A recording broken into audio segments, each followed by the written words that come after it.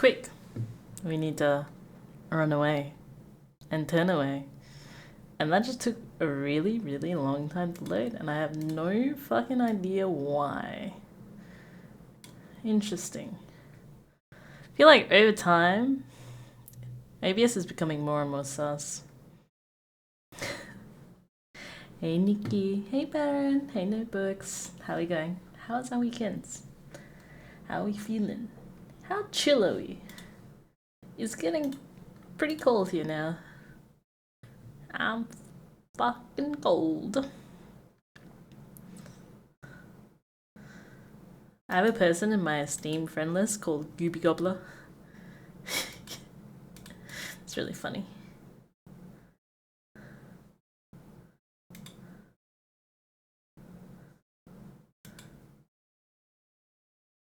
I don't even know who this person is. Oh, wait, I do. Okay, never mind.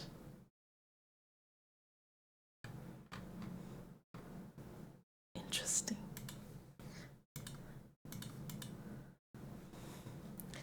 It's getting warm here finally. That's really good. I like the warm weather. I don't know why so many people like winter. The one upside to winter is that you want to cuddle nice and tight. But besides that, can't say there's too much benefit. Right?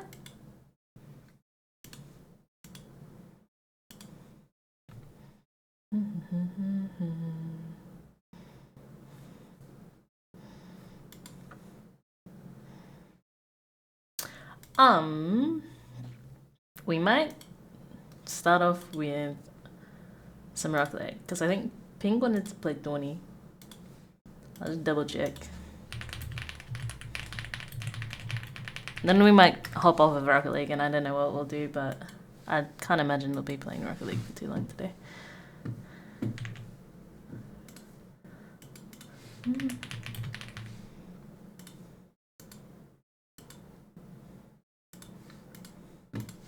Well then! Never mind.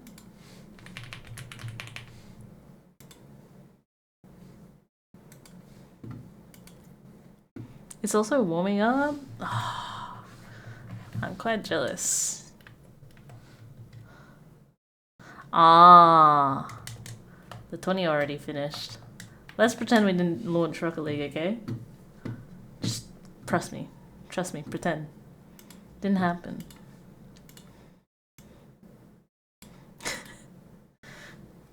You go swimming soon? Do you do that pretty regularly? I really enjoy swimming. I've gotten back into it recently. I used to do it a lot in high school. Well, growing up in general, actually, till high school. And then we stopped for a very long time.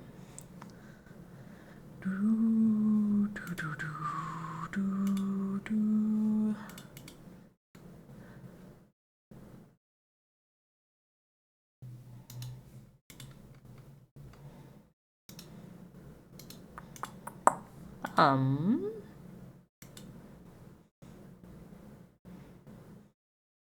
wonder what we can do today. I keep seeing news of more and more IRL streamers just getting like abused or getting stuff stolen or shit happening to them. It's kind of really fucking sad. Because I feel like that's one of those fun things that would be really good to do, but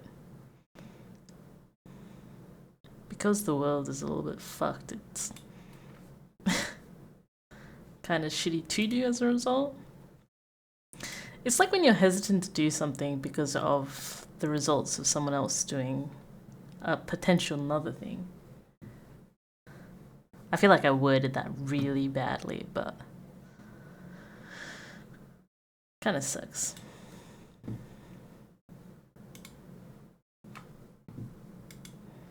I was the same old fidget about IRL streamers being dickheads and yeah, that one's a bigger problem, and I think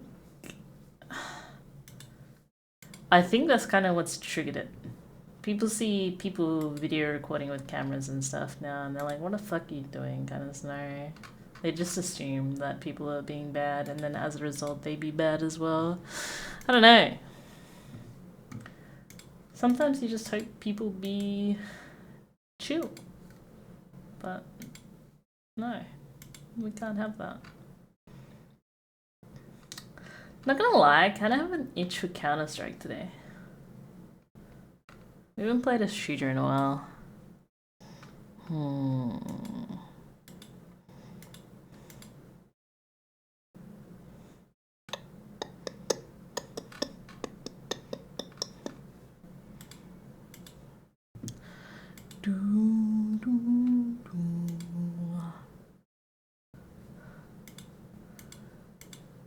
I also have to still go through all of the other Devil May Cries at some point. I think my problem with that is I played the first one, and then I was kind of like put off because of the story not being that good, really.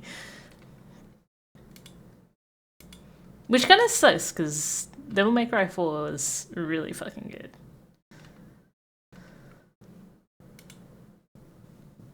Haven't been here in a minute. Like, I don't know. You've been here for a while. Connie? I could ask her. Let me message her. I think she might be asleep already for work. Let me check. On the off chance you are still awake, would we like to see us? I think she has early shift for work this week, so I'd be surprised. And she's offline in Discord, so I doubt it. How have you been, Harris? How's life been in general, actually? You haven't been on Twitch much. Which is always like either a good sign or a bad sign. Could also play around with 180 ping, CS. I was also thinking potentially Monster Hunter. I still haven't finished the campaign yet, which is kind of sad. Baby, I am tonight. Do do do do do do do do do do do. Do do do do do do do do do do do do do do do. This is meant to be indie disco 80s vibe. It fits. Eye of the Tiger. I haven't heard that in a hot minute.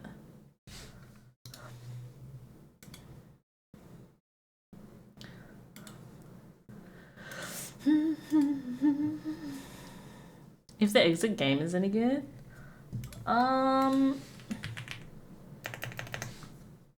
what's the other one you mentioned?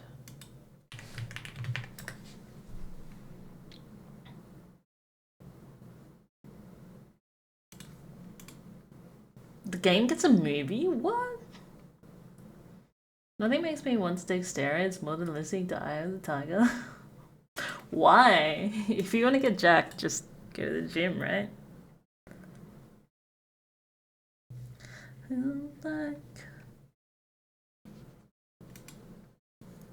I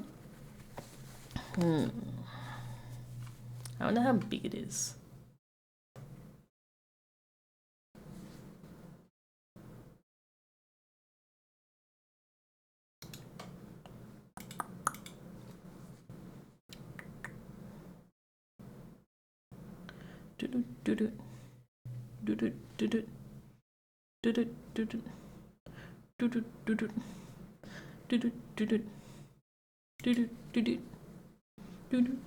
Oh my god, it's stuck in my head.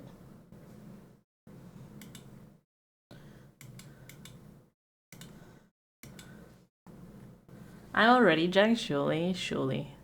Is that because your name is Jack? It's not that little.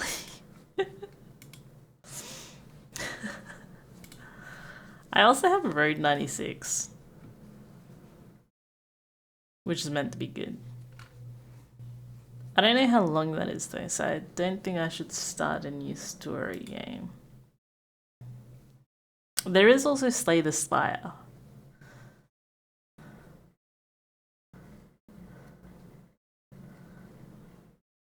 Hmm.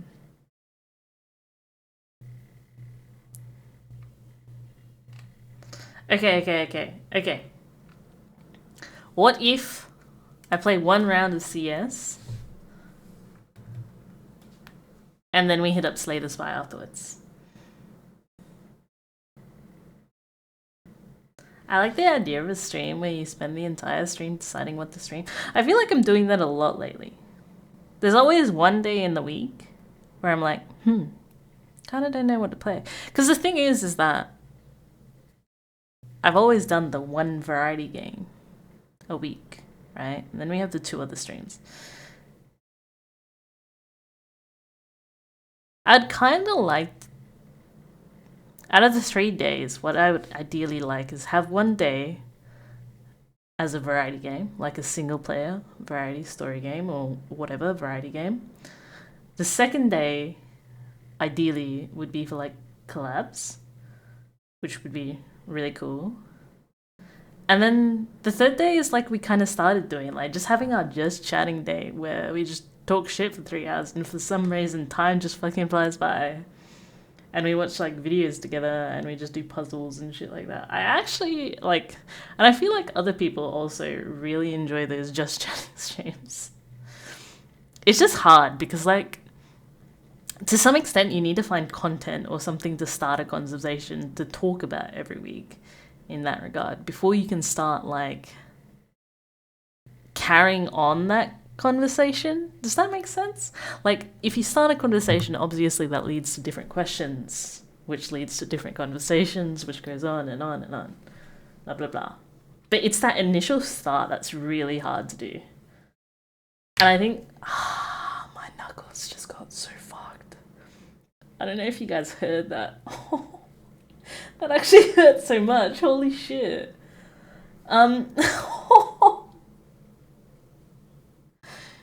Oh, that's the cold, man.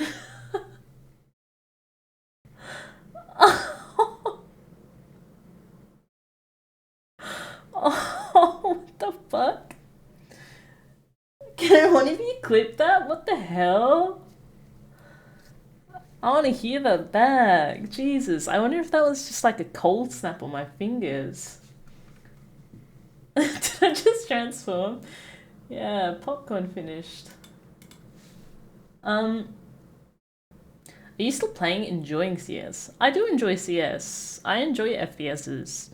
It's just, I generally like playing with one person because if you go into a CS2 game or a Valorant game and you're a streamer, you're kind of banking on the fact that someone else wants to talk in the game so that you can have a conversation while playing, so that it's just not like content of the game itself. Does that make sense? Like, I'm not on a good enough skill level where people are going to watch me play something like CS or Val because I'm a god gamer at it. Like I'm a Radiant or a GM or whatever. Whereas, like, I play those games that have fun and have a bit of a laugh to some extent and see if we get any baby rages. I guess that's one point too, but no. No? Fuck. Alright, this one's for you, Nikki and Harris. I'll jack it up. Like your biceps are about to get jacked up.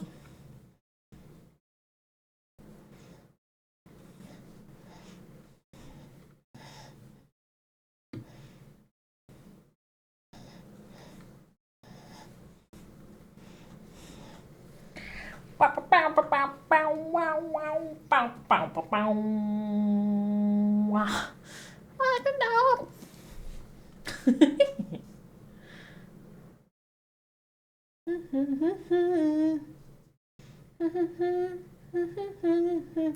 I think it can be entertaining with just your commentary, if right. Interesting. I don't know. I don't find myself that entertaining, but obviously, to some extent, you guys watch because you are entertained by whatever means. But those means are still pre-planned to some extent. Like the game is pre-planned. I need to actually do my back and buys today. Hey yo. I'm actually not gonna lie, I'm waddling around like a little bit of a penguin today. My legs are a bit sore. Also, you see about a workout for this? Hey, I got you covered, don't worry about it.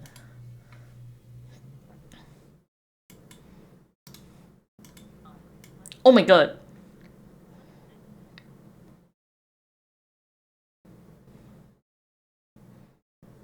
Oh, my voice? やめてください。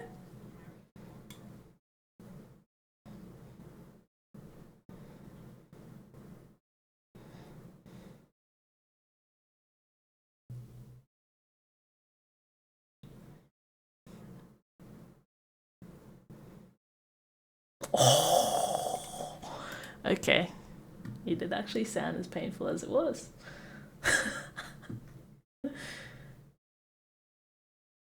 I hate my voice too. Yeah, most people hate listening to their own voices. It's funny because a lot of us have inner voices. Like, majority of us have our own inner voices. But we never dislike hearing that voice. Does that make sense? Have you ever thought about that? Hey, Yukani. How are you going?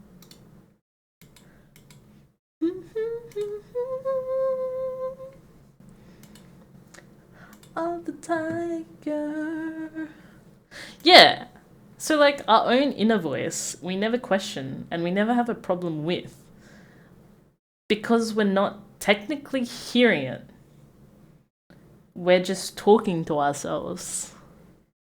But then, if we actually hear ourselves through audio means, then we all go like, what the fuck? I don't want to listen to this. Yeah, exactly, Nikki. Which I find really weird to think about.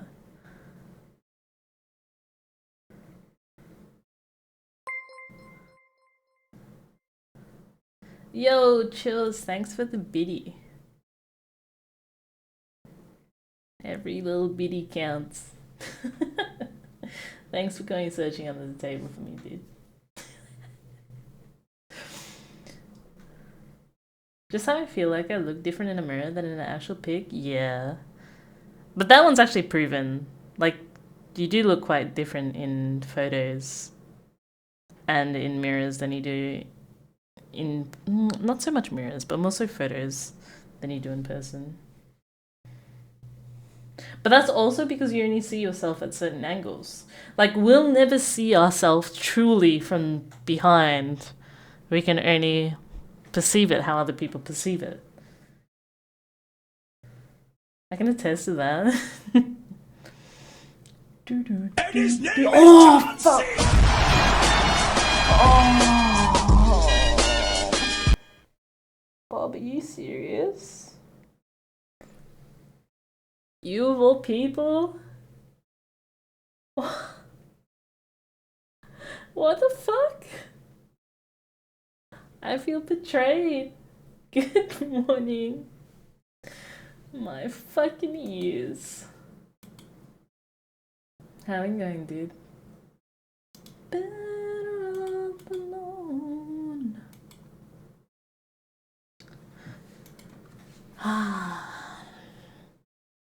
You look mighty fine from behind, I can assure you. Oh boy. Don't give Rhubarb a bigger ego than he already has. That head is big enough for 3 people. You sound different because you usually hear yourself through the vibration in your skull as you talk. Yeah, but I'm talking about like inner voice in comparison, right, Kev? So you won't actually hear yourself in that regard. Yeah, but doing alright, thanks, Bob. We're going away for work again on Wednesday. Coming back Friday. That'll be fun. But we should have a bit of a fun stream on Friday. We're going to be playing Escape Sim with Pink. How badly that will go, I have no idea, but at least I'll be able to laugh at Pink.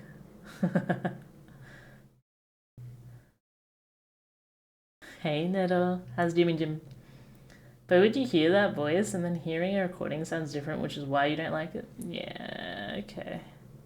But you're still getting those same vibrations. Oh no, because one's coming from inside and one's outside. But no, actually, because you're talking and you have your inner vibrations, but to be able to actually hear what you're saying, you also have your outer vibrations, no? Because your ear would still pick up what you're saying through your cochlea. Now I'm getting mind fucked.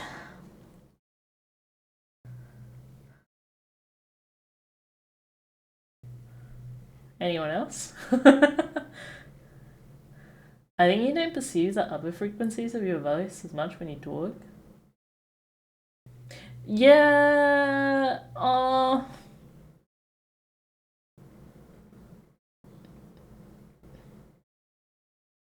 I don't know.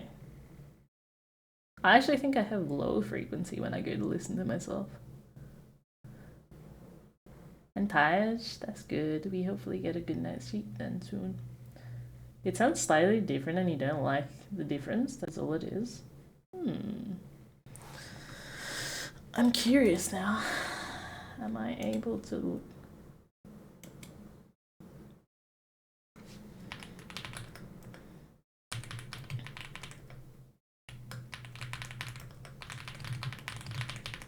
Yeah, Kenny's gotta go to sleep for work tomorrow. And she got a cheater in our last game today. That sucks. Hey, Mary. How are we going? Why do we not like hearing the sound of our own voice, but we don't have a problem with our inner voice or when we are talking? I asked a lot. An AI overview is not available for this search. Bullshit.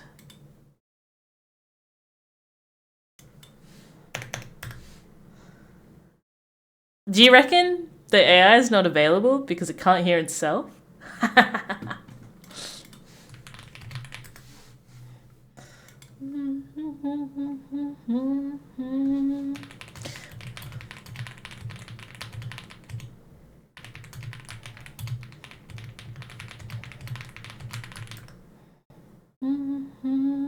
I'm not gonna lie. So I use ChatGPT to make a bedtime story for me. I think it was on Friday. And I used it. And the story was actually really good. And I read it out. And the person I read it out to actually really enjoyed it as well. It was a cute fucking story. Hey Vita, how you going, dude?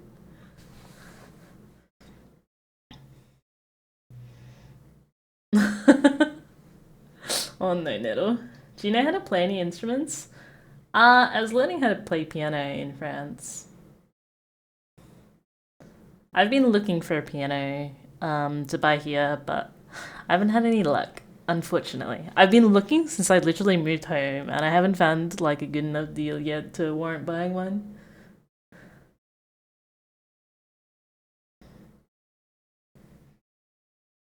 Yeah, I literally just opened it, May. Oh no, AI can't hear itself because it's getting stupider when it does unironically. It's true though. Do you do bedtime stories for yourself often? I don't really do bedtime stories for myself. I do watch anime for myself. When I really can't sleep, it's usually anime or music. Off of late, it's been anime though. That's actually kind of funny. Yeah, Nikki stole my piano. I left it in Europe. Sad.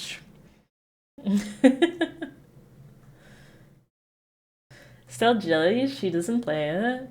It's not actually her piano.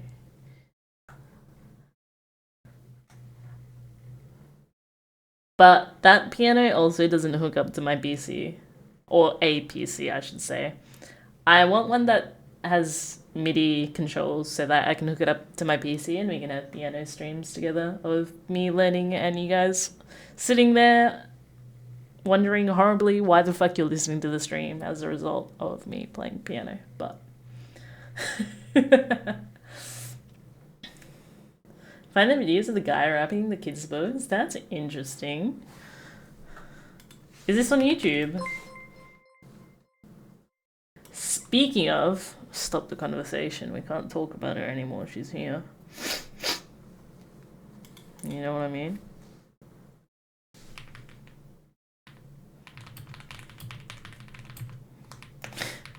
Thanks for the raid ping.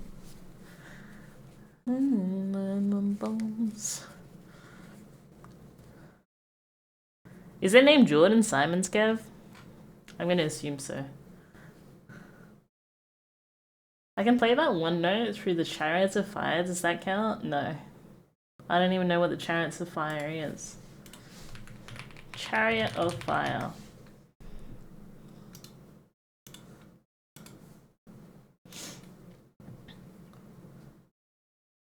Oh, that's even better. I think I want to learn how to play some piano. I need to sneeze 1 second.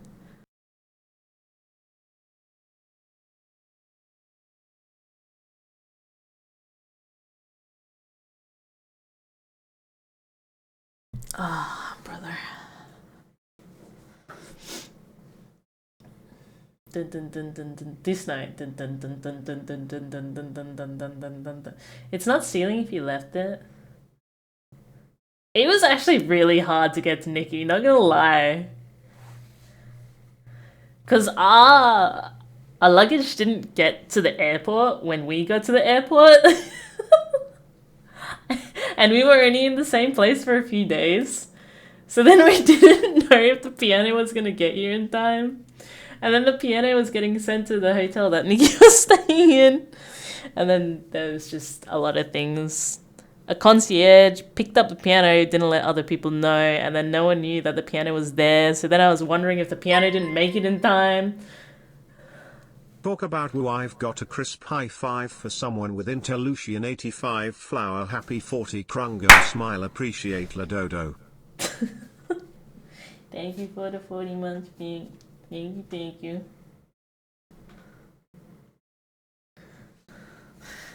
Oh, wait. I have the intel, but that doesn't mean I'm gonna tell you. Sorry. No, I high-fived myself, asshole. It was crisp. Yeah, why don't you want to get my keyboard out from my underbed bed? Do it. Fuck you, ass. Why is this an insane song to play on piano? Can't you just go wah, wah, wah, wah, wah, wah.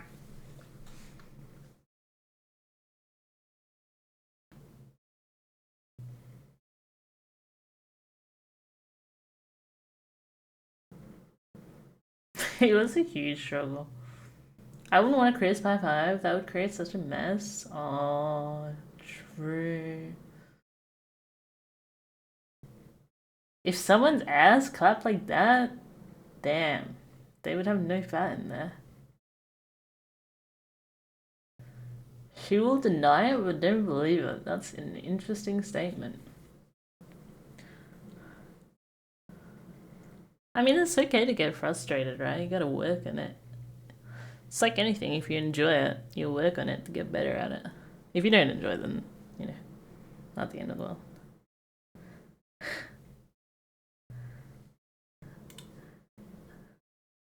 Alright, there's only 20 seconds left. I was about to skip. I also don't like this data list. I haven't played my release radar, actually. Let's do that. But first... No! Ads. Please hold.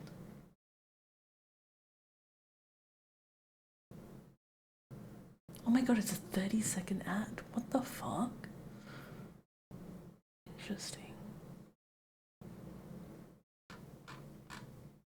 Keep holding. Hold each other's hands if it makes you feel better. That will always do the trick.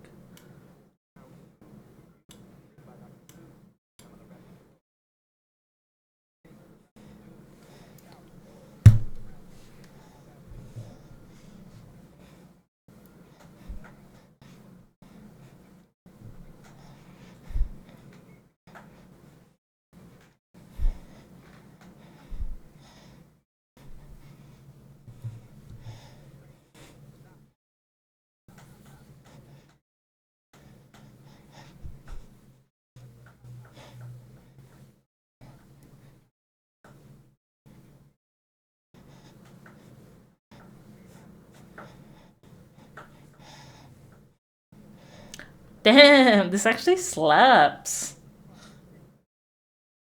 Knock, knock, knock.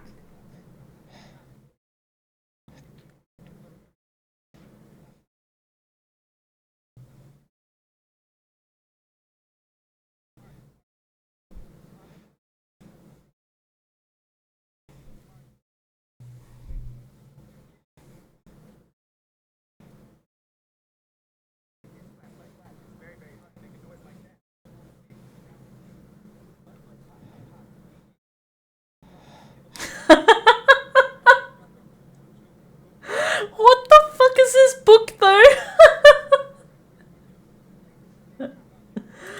Yeah, what's up? Huh. Alright, let's do the Lorax. Everyone knows the Lorax, right? How's he gonna wrap this? Wait, there's a book by Dr. Seuss that says I wish I had duck feet? That's interesting. Damn, Pink, you're being as smooth as Phoenix.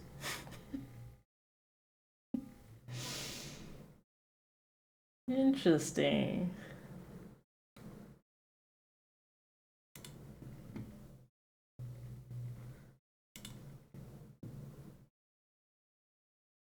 Holy emote, it's a squad emote. Alright, ready? Yo, what's up? Alright, I'll tell you what. So that you guys can be relevant too. I'll show this to you. Uh-huh, yeah.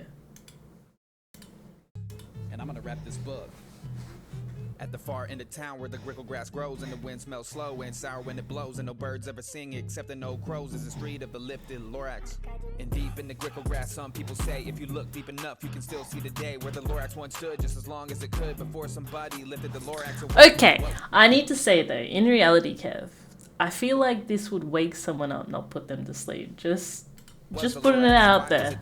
And why was it lifted and taken somewhere from the far end of town where the grickle grass the old Onceler lives there? Ask him. He boom, boom, boom, boom. The Onceler don't knock at his door. He stays in his lurkum on top of his story. Yeah. He lurks in his lurkum cold under the roof where he makes his own clothes out of mid-muffin. Boom, On boom, special boom. day midnights in August he peeks out of the shutters and sometimes he speaks and tells how the Lorax was lifted away. He'll tell you perhaps Brother. on the end of a rope he lets down a tin pail and you have to toss in 15 cents and a nail in the shell of a great-great-great-grandfather's snail. Then he pulls up the pail and makes a most careful count to see if you paid him the proper amount. Then he hides what you paid him away in his snub. His secret strange hole in his grubble his glove. Then he grunts, I will call you by whisper my phone. For the secrets I tell you are for your ears alone. Slup, down slups a whisper my phone to your ear. And the old Oncer's whispers are not very clear since they have to come down through a snurgly hose. And he sounds as if he had small bees up his nose. Now I'll tell you he says with his teeth sounding gray how the Lorax got lifted and taken away. It all started way back, such a long time back, way back in the days when the grass was still green and the pond was still wet and the clouds were still clean. And the song of the Swami Swans rang out in space. One morning I came to this glorious place and I first saw the trees, the truffle of trees, the bright colored tufts of the truffle of trees, mile after mile in the fresh morning breeze. And under the trees I saw brown barbaloots frisking about in their barbaloot suits as they played in the shade and they truffle of fruits. From the rippleless pond came the comfortable sound of the humming fish humming while splashing around. But those trees, those truffle of trees, all my life I've been searching for trees such as these. The touch of their tusks was much softer than silk and they had the sweet smell of fresh butterfly milk. I felt felt a great leaping of joy in my heart. I knew just what I'd do, I unloaded my cart. In no time at all, I had built a small shop. Then I chopped down a truffle tree with one chop. And with great skillful skill and with great speedy speed, I took the soft tough and I knitted a feed. The instant I finished, I heard a gazump. I looked, I saw something pop out of the stump of the tree I chopped down. It was sort of a man. Describe him? That's hard, I don't know if I can. He was shortish and oldish and brownish and mossy, and he spoke with a voice that was sharpish and bossy. Mister, he said with a sawdusty sneeze, I am the Lorax, I speak for the trees. I speak for the trees, but the trees have no tongues. And I'm asking you, sir, at the top of my lungs. He was very upset as he shouted and puffed, what's that thing that you've made out of my truffle of tough? Look, Lorax, I said there's no cause for alarm. I chopped just one tree, I am doing no harm. I'm being quite useful, this thing is a need. A needs to find something that all people need. It's a shirt, it's a sock, it's a glove, it's a hat, but it has other uses, yes, far beyond that. You can use it for carpets, for pillows, for sheets, or curtains, or covers, for bicycle seats. The Lorax said, sir, you are crazy with greed. There's no one on earth who would buy that fool need. But the very next minute I proved he was wrong. For just at that minute, a and he thought that the need I had knitted was great. He happily bought it for $3.98. I laughed at the Lorax, you poor stupid guy. You can never tell what some people will buy. I repeat, cried the Lorax, I speak for the trees. I'm busy, I told him, shut up if you please. I rushed across the room and in no time at all built a radio. Hey, Chef Man, how we going? Here's a wonderful chance for the whole Oncer family to get mighty rich. Get over here fast, take the road to North Niche. Turn left at Weehawken, sharp right at South Stitch. And in no time at all, in the factory I built, the whole Oncer family was working full tilt. We were all knitting thieves, just as busy as bees, to the sound of the chopping of truffle of trees. Then oh baby oh, how did my business grow? Now chopping one tree at a time was too slow. Damn. So I quickly invented my super axe hacker, which whacked off for truffle of trees at one smacker. We were making needs 4 times. This is sad. I've forgotten how sad this fucking book is. He snapped, I'm the Lorax who speaks for the trees, which you seem to be chopping down as fast as you please. But I'm also in charge of the brown barbaloots who played in the shade in their barbaloot suits and happily lived eating truffle of fruits. Now thanks to your hacking my trees to the ground, there's not enough truffle of fruit to go round, and my poor barbaloots are all getting the crummies because they have gas and no food in their tummies. They love living here, but I can't let them stay. They have to find food, and I hope that they may. Good luck, boys, he cried, and he sent them away.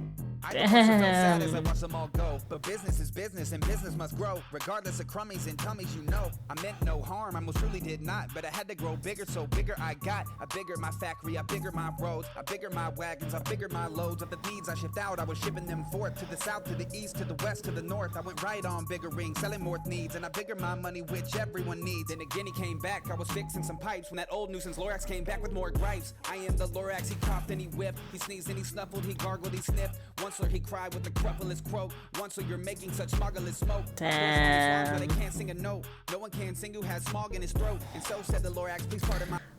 The Lorax had a movie, right? If I remember right.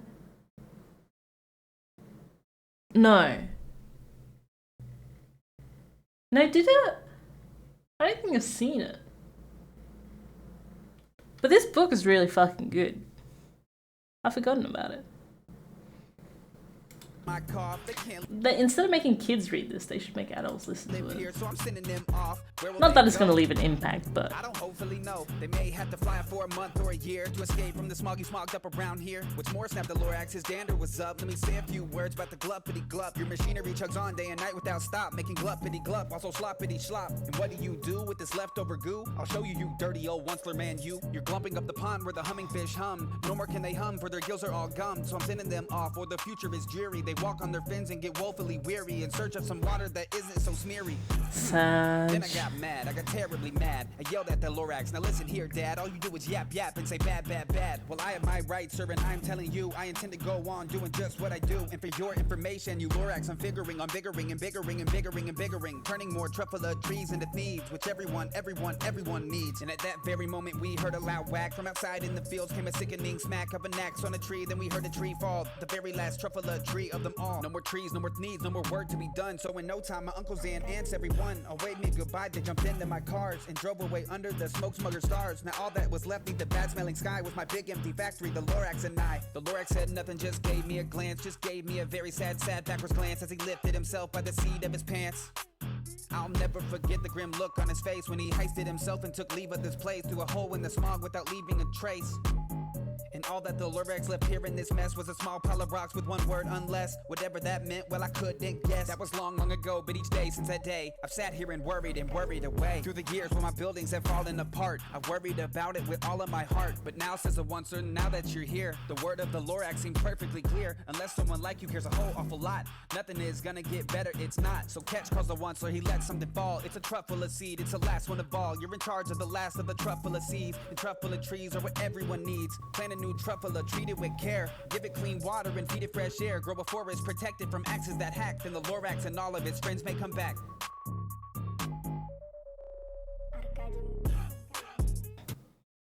Oh! Damn. I feel like I was missing a page.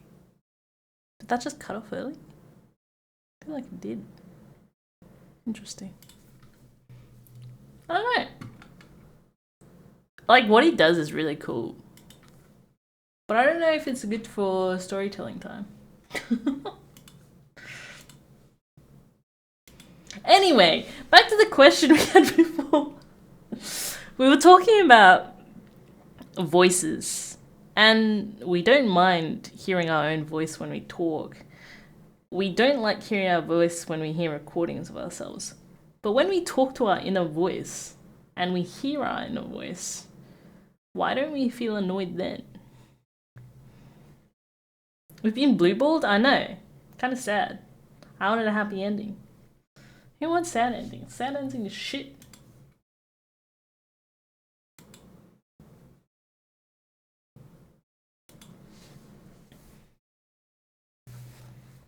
Lighthouse and Moonstory? Yeah, it was good. Fuck, you can see all of that? Oh, true. That's alright. Nothing on this. Too bad.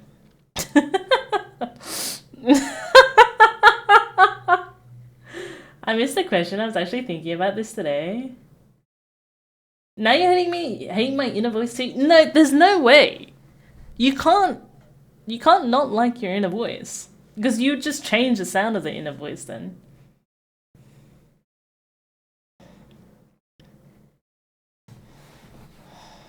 Anyway. Let's read this. Why don't we like hearing our own voice when it's recorded? When you hear your voice on a recording, it sounds very different from what you're used to. This can feel strange or even unpleasant, and here's why. So this is the bone versus air conduction I think we were talking about. When you speak, you hear your voice from two paths. One is the vibration through your skull and jaw, and then the other is like hearing it, like you hear normal things. So apparently, when we talk, the bone conduction from your jaw movements and stuff makes your sound deeper and more fuller than how other people hear you. Which sounds weird, because me talking right now then, what I'm hearing is different to what you're hearing then, as a result. Which now I find even more weirder. That's kind of fucked up.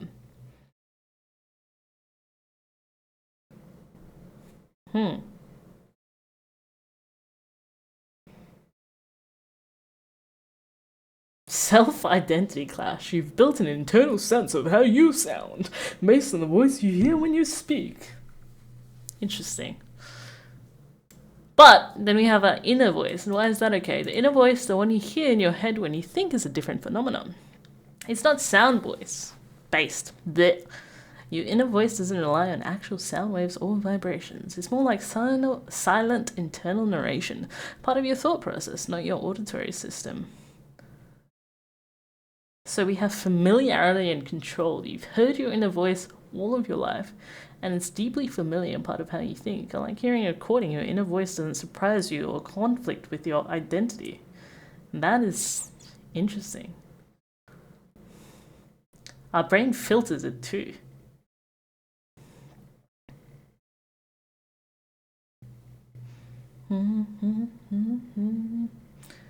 No, I hate it now. I can't stop hearing it.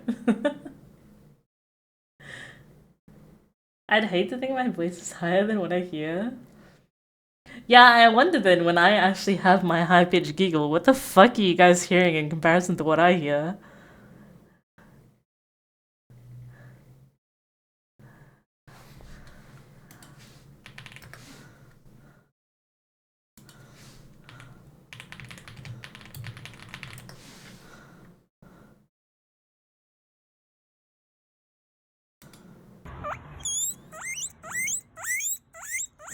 Okay.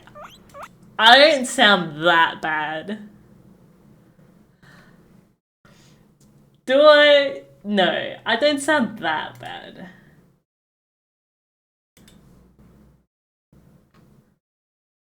Right?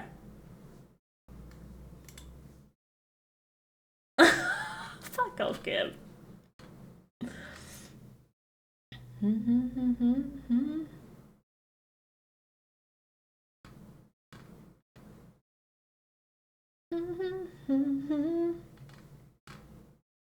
There's actually a lot in Ranked Andes that we haven't listened to in a while. There's a new piano.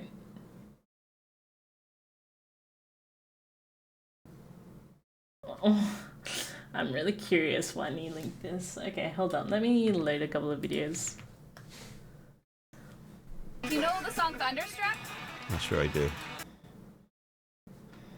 I don't believe that this guy doesn't know the song Thunderstruck. Just look at him, bro.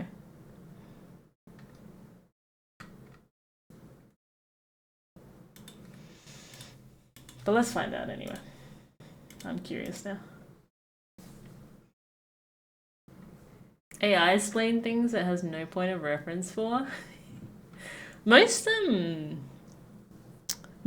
now when you AI search it has links to papers and research. Okay, I should clarify myself. When you search up scientific stuff, most of the AI systems now throw out some research papers where they show what they've sourced and where it comes from, which is kind of nice, to be honest. It makes searching for certain papers a lot easier.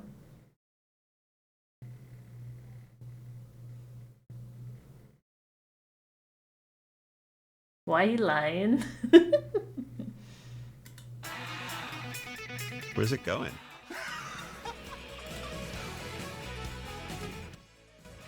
Have you heard that song? No, never. Okay, he's pulling out a Celtic piano vibe. I know the AC/DC song, but I never heard that arrangement. You got this, Rubal. Go do it so we can potato. It'll be worth it. It's really fun, and we can capture a little of it. Yes, we'd love to do that. You have any good backing tracks? I got Thunderstruck. Is that what it was called? No, what's Thunderstruck? Eat. Do you know the song Thunderstruck? Not sure I do. What is it? Wait a minute. Wait, there's no way you don't. Oh, hold on. I probably know it, but if it's that popular, but I don't know the name. No way, Joe. Sounds familiar.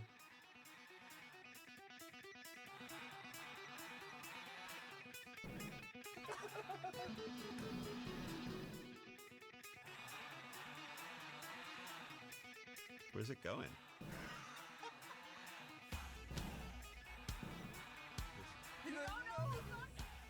Okay. Explanation. Maybe he's going through a bit of Alzheimer's. I don't know that Have song. you heard that song? No, never. But is that a... You want to pull his beard? What the fuck? That's so mean. I kind of want to plait it. familiar? Make him look Nordic. One of the most famous rock riffs. Hi, Emil. Keep listening. How are you going?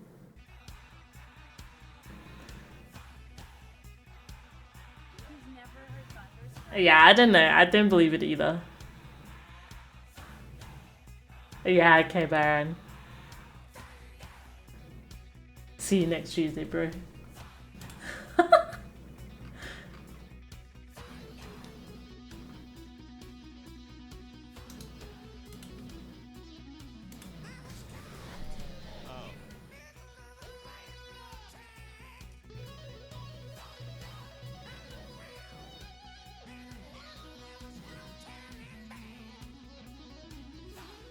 Oh man, I wish I could move my fingers that fast. What the fuck?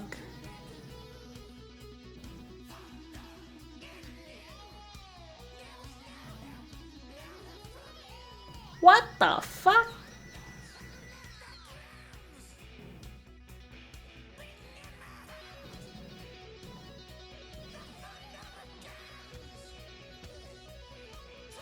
What for? Piano playing metal, please! Jesus Christ.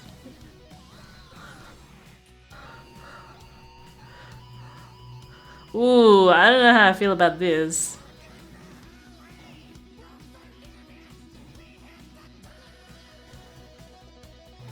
Baron, there's no way you haven't heard Thunderstruck.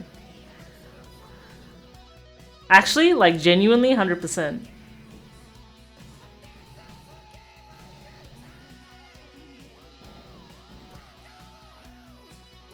Oh my god, Rubel. Fuck you, Baron. I'm really surprised about that. Holy. I literally played this in my office today, actually. One of the oldies always complains about the music playing in the office. So I always put on some AC/DC or Metallica or something up when he comes in as a bit of a meme.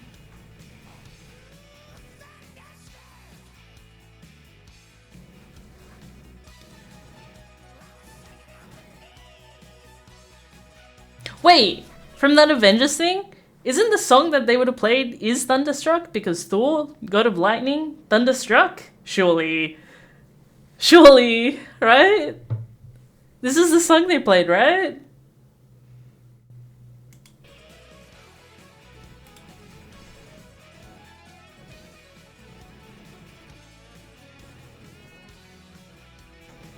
There's also one in Ragnarok, I think. No! No! Surely. Do they play Thunderstruck in any of the Avenger movies? Oh my god!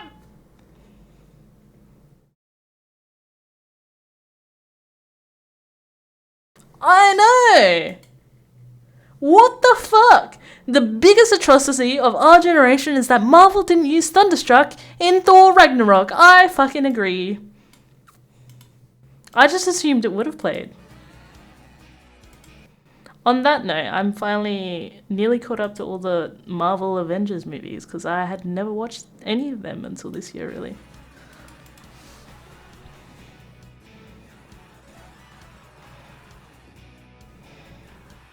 I watched the first Endgame this weekend.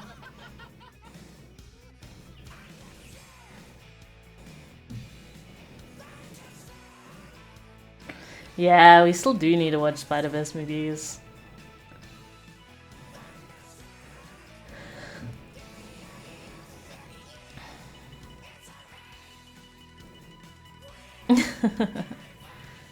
Sorry, Neto. Have a good night and sleep well, please.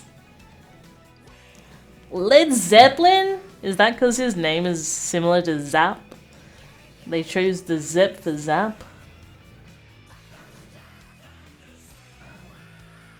Superfluous. Superfluous. Unnecessary, especially through being more than enough. Superfluous. Superfluous. Fluous. Fluous. The first Endgame is Infinity War? Yeah. Yeah. I have to watch Endgame next. So the one before Endgame. I know the AC/DC song, but I never heard that arrangement. That is that's the song. What? Wait, I was just thinking the other day I could go for rewatching that's those. AC/DC, but isn't that a different Hey. thing? Yeah, I called Infinity War Endgame. Kill me. I thought it was Endgame Part 1 and 2. I understand now. Makes sense why the second one is Endgame. Wahoo! Chomp 3 mega crank. Thank you for the 46 months, dude. Thank you, thank you. Right now I'm out on the road That's with cute, Green Emo. Acre for our 40th anniversary tour, and it's been amazing. And that's strategy. We also just released our brand new album, Parasomnia, which I'm No, because really Immigrant's excited song is badass. Checked it out yet? Immigrant by Led Zeppelin? And my friends, if you are looking to bring your plane, Did I watch the Marvel movies in release order or chronological order? technique course over Chronological. and it's a great resource to help you get there. Superfluous. Thanks for hanging out. Superfluous. Superfluous. You're saying it wrong? Your mum. They only did one Spider-Man movie. That was a really fast video in comparison to the normal ones. Nee, it's funny that you're here. It's like I summoned you. Never swim in the north of Australia, guys. Oh wait, this is the video. Fuck. I just assumed this was an ad. My bad. Superfluous. Superfluous. Oh, this feels very FPS-y. Ew. Endgame and Ender's Game. Endgame 1 and Endgame 2. You should watch Thor Ragnarok though. Zeppelin's Needle Drop. Not gonna lie, we watched Thor Ragnarok the weekend before last.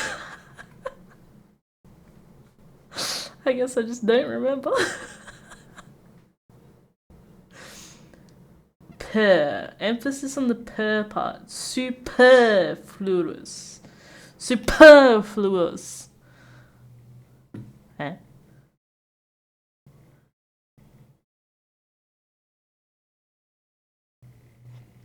Australia. You emerge into the open, the first thing you see is one Superfluous. nearly 47 How do you not? How do I not what? massive family. Shadow looms over you. Wait. You're so smart. Thanks, maybe me. she's here to give you a warm welcome to the world. Ooh. Ow. What? It seems she doesn't plan to eat you. That's just her creative way of transporting you all to the water. You take Oh. a flying leap into the shallow water and start swimming for the first time in your life while Mom goes back to fetch the rest of the brood. What a loving, hands-on mother. Oh boy. Some of your siblings get snapped up before they even get a chance to doggy paddle. It seems like the neighborhood isn't exactly. Wait, what did they get snapped up by? Ah, the Quickly dive crocodiles. following a few of your remaining Was that siblings. sharks Your too? slender body makes you almost invisible in the murky depths. That's Oh. when you realize you've got an edge over all the other swampy predators. Your color, and that grayish-green hue blends perfectly with the reeds. And the second thing is that you can hold your breath underwater for up to 2 hours. Mom returns with another batch of siblings, only to find the swamp's unofficial buffet has taken out half of your first group. Only you and 7 others make it.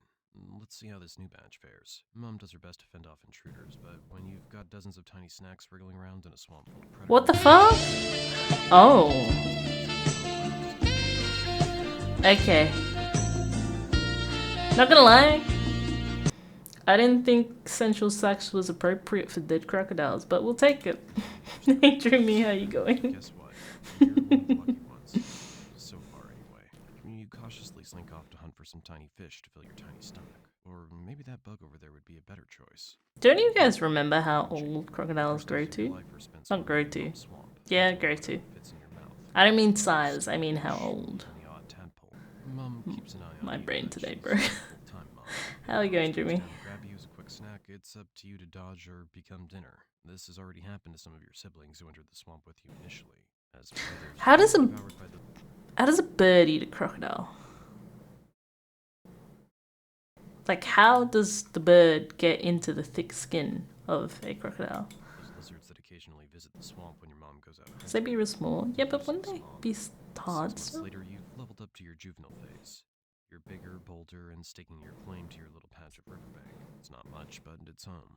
Your 5 surviving siblings are doing the same, each fiercely guarding their interesting. local zones. But sometimes one of them dares to sneak in through the window to hunt in your territory. And that's when the fun fights begin. Oh, Not for you, but for the other siblings who sit and watch the show. The fights usually don't end in death, but these wounds are enough to leave you in pain for 2 days. By the way, your diet's had an upgrade. You've moved from kitty snacks to more satisfying fare. yeah, we're doing alright, thank you. Fish and prawns. Doing pretty well. Moves and fits in your jaws, it's dinner. Oh, and did I mention your ultimate I hope the superpower? workday goes okay. No, not that. It's your skin. Real smushy? Tiny, super sensitive Oh. dots let you feel water vibrations from up to 65 feet away. Basically, That's you're pretty walking insane. an internal support Can you system. imagine feeling vibrations from like ages away? Can you imagine driving to work and just feeling everyone's vibrations? I would hate that. This video goes for 14 minutes now. Does it get entertaining? Dangerous or potential feats. And it looks delicious. You silently pursue 3 foot is 1 it, meters, waters roughly. conceal your approach, and with a powerful So snap, about it 22 pushes meters. yours. 3 months later, in the dry season It's a sneaks lot. up on you like a surprise test. The once sprawling swamp shrivels into a network of tiny crowded pools.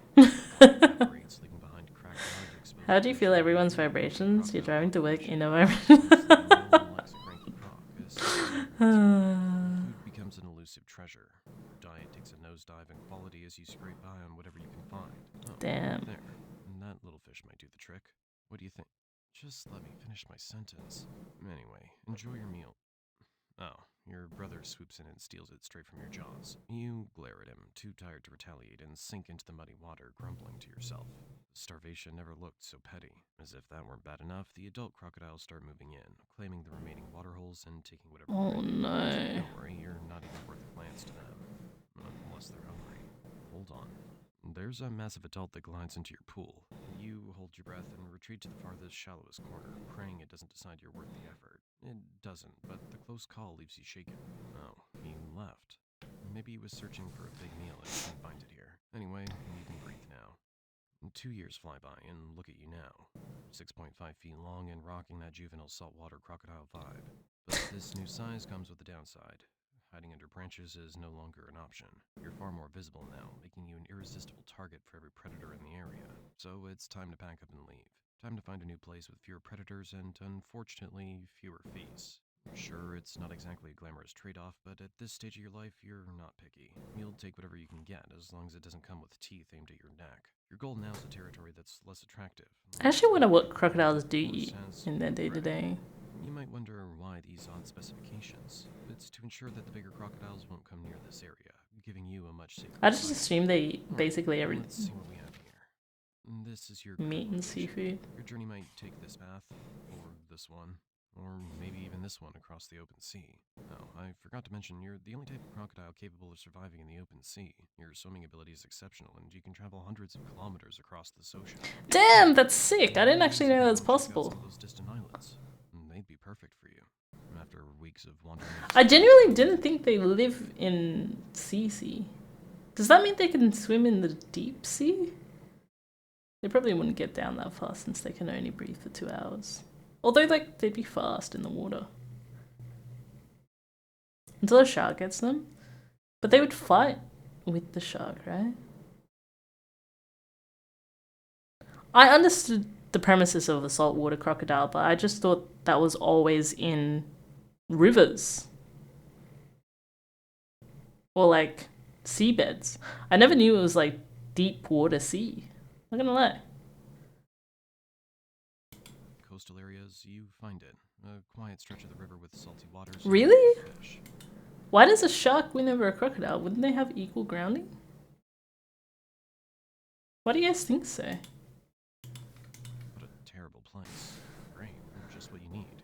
Oh, the salinity here is cranked up, but does that bother you? Not even a little? That's because you're the only crocodile with specialized glands that excrete excess salt, allowing you to handle any level of salinity with ease. This makes you one of the very few reptiles capable of thriving in salty marine environments, from estuaries to open oceans. Life settles. Why don't you somehow sauce one of each and then bet on it? Interesting. The slightest ripples of movements. Oh, there's a rodent strolling rudely through your new territory without asking permission. Time to teach it how to knock before. We could drown a croc, but theoretically, if we were on the beach shore, the croc could also pull the shark out of the seawater. It's shut the fuck up, Biddy. Good work. 12 years pass and you've reached maturity. You're now 13 feet long and weigh around 1,000 pounds. That Who? means the prey here isn't enough to sustain your massive appetite, and you're itching for a change. The larger, food-rich areas nearby are calling your name, but they're occupied by some serious heavyweights. Time for a takeover. You size up a rival croc. Interesting. Veteran guarding a prime stretch. Hey, of river. Kami. It's a How are you tense going? standoff. Tails swishing, jaws gaping, and both of you posturing like two guys arguing over a parking spot. Oh my god. You know what that just reminded me of? You posturing.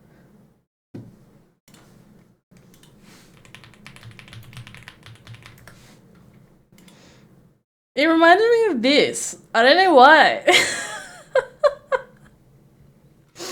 It literally reminded me of this. The fucking Rugrats dinosaur. Kind of similar, not gonna lie. The two arms are out side by side, the legs, the posture, the mouth. Like two guys arguing over a parking spot. The fight is brutal. You thrash, snap, and claw, each blow echoing through the water. And with a powerful bite. Oh, you did it. The river's yours now, and it's glorious. deep waters, plenty of hiding spots, and enough prey to keep you full for weeks. Life improves. You strut proudly through your new territory, sampling all kinds of delicacies. A bit of that wild boar, some of that gazelle, and Oh my god. that shark looks absolutely delicious. You caught it just a while ago during one of your casual strolls through the open sea. When you're full, you head to the depths to stash the leftovers, ensuring no intruders get near it. Wow. It's well hidden. Oh, I actually didn't know crocodiles do this either. Imagine storing your food down at the waterbed. That's pretty cool. it's in the water. It's not food. It's a female crocodile. She's Oh. graceful, strong, and definitely not here for the scenery. You thinking what I'm thinking? You approach cautiously. There's no romance here, just a calculated exchange. Oh. You circle each other, ensuring neither feels threatened, and then mate. Oh, Done? wait, That what? was quick. Huh? Let's get back to chasing some tasty prey now. Oh, there's another female here. I forgot to mention, one of the perks of claiming a territory rich in prey is attracting a lot of females. And that means a lot of fun. But it also means a lot of intruders. No worries, though. You're Probably a still lot in of that. energy expenditure too. Let's Gotta eat assume you're a more. female instead of a male. Wait, what? 6 weeks after mating, you realize it's time to secure your legacy. That means building a nest, a sturdy hidden fortress to protect your soon-to-be hatchlings. A sunny elevated patch near the water will do just fine. It'll keep your eggs from getting washed away in the next flood. I still mine in the fridge too. Using your powerful Sometimes back legs, you freezer. dig a hole in the soil. It's hard work, but nothing compared to what's coming next. Once the nest is ready, you Oh lay your no. eggs, Oh, up to 50 little ovals of potential. wow. Each one carries your genetic blueprint. You cover them carefully, packing the soil down to create a warm, cozy incubator. Satisfied, you settle in nearby to guard the nest. You think this is the easy part. Just sit tight and wait, right? Wrong. The next 80 days are a marathon of patience and vigilance. Predators are everywhere, and they love nothing more than a free meal of crocodile eggs. Monitor lizards slink. How do they know where it is? Tongues taste in the air for your nest. Birds Oh. perch nearby, watching and waiting for an opportunity. Even other crocodiles might decide your eggs look like a convenient snack. But you're not having it. Every time something comes too close, you charge with an earth-shaking hiss, jaws snapping. Most intruders get the hint and back off. The ones that don't, well, let's just say they don't get a second chance. After what feels like an eternity, the soil of the eggs start to shift. You hear faint chirping sounds. Your hatchlings are finally breaking free. Your heart swells. Not with warmth, you're still a cold-blooded reptile, but with the satisfaction of knowing you didn't sit around for 80 days for nothing. You dig carefully, removing the packed soil to help them emerge. Tiny, squirming bodies wiggle out of the nest, chirping for your attention. Miniature versions of yourself, all wide-eyed and ready for a world that's anything but welcoming. You gather as many as you can in your jaws. Your fearsome teeth, designed for crushing bones, now handle your offspring with the care of a mother cradling her newborns. And the circle of life is reborn. Shallows. It's their first taste of the swamp. But there's no time to celebrate. The neighbors have already noticed your brood. Birds, lizards, even fish start circling like party crashers who didn't get an invite. Some That of looks your like a hatchlings catfish. a bird swoops down and grabs one before you can react. A monitor lizard snatches another while your back is turned. You hiss and snap, driving them off as best you can. And the survivors scatter everywhere. Some dive underwater, others hide behind those branches. Oh, look, a few of them are clinging to your back. They rely on you for protection, and you're not about to let them down. You patrol the That's area cute. closely, chasing off intruders and teaching your brood the basics of survival. Hey, You show them OT. how to hunt, We're learning about dive, crocodiles. insects, fish, Alright, let me ask you a question. Do you think a crocodile can swim into deep sea water? jaws. Some are quick learners, snapping up prey with surprising accuracy. Others, well, let's just say they'll need more practice. The first few weeks are the most dangerous. Every day you lose a few more hatchlings to the swamp's unrelenting predators. Fuck. Isn't that you're responsible for more attacks on humans than any other Aussie wildlife? Humans learn the hard way that you take your personal space very seriously. What is considered deep So sea? you're just following the ancient crocodile Anyway, law. that's not the Step into coast. my waters and become my dinner. Some humans still haven't gotten the memo, though, treating your territory like their personal swimming pool. Their last thought usually being, oh, this looks like a great spot for a selfie. Only a handful of your hatchlings remain. They're strong, fast, Damn. to explore the swamp with more confidence. You keep a watchful eye on them, but you know your job's almost done. One day, as the sun sets over the swamp, you watch your remaining hatchlings paddle off into the murky water. They've grown, they've learned, and now they're ready to start their own journeys. You don't call after them or try to follow. That's not the crocodile way. Instead, you sink beneath the water, letting the currents carry you back to your territory. Your legacy's out there now, carving its own path in the swamp. And you're ready for whatever comes next. Maybe another rest, and maybe another rival to chase off, or just a long nap in the sun. And by the time you hit 20 years old, you're at a staggering 20 feet long and tipping the scales at over 2,200 pounds. Damn. Actually the largest living reptile. Every inch of your body's built for domination. Muscles coiled with power, a jaw that snaps with over 3,700 pounds of force. I too am a dom. Scales so thick they're practically armor. Rivals steer clear of your domain. And even the boldest juveniles know better than to test the patience of a crocodile your size. The occasional intruder tries to push their luck, but the whip of your tail is enough to send them packing. Damn. Territory's good. No, it's fantastic. Prey's abundant and your diet reflects your dominance. Now you feast on water buffalo that wander too close to the riverbank. Unsuspecting wallabies trapping at Aww. even feral pigs That was push straight sad. into your range. These larger meals are more than satisfying. A single meal can last you weeks, giving you plenty of time to bask in the sun and patrol your waters. Decades pass, and you grow to an impressive 23 feet in length, weighing over 2,500 pounds. What a giant you become. Oh, look there. The water buffalo steps to the riverbank. Great timing. You were starting to feel the hunger setting in already. You lunge, you thrash through the water, but wait. Something's different this time. You're so slow. Even the prey sensed you and fled. What happened to you? Well, we almost forgot. You're 70 years old now, and this slowness is actually normal. Oh Your size is no. Your body isn't what it used to be. The years have dulled your once razor-sharp reflexes. Your teeth are worn down from decades of crushing bones and tearing flesh. And let me tell you, you're the only type of crocodile capable of reaching such an old age. You might even live up to 100 years. It all depends on your luck. Scavenging becomes your go-to. Hey strategy. Gendo, You patrol how the we fringes of going? your territory, eyes peeled for scraps abandoned by younger. I don't know, less let's find out. experienced I'm or any curious. opportunistic kills right for the taking.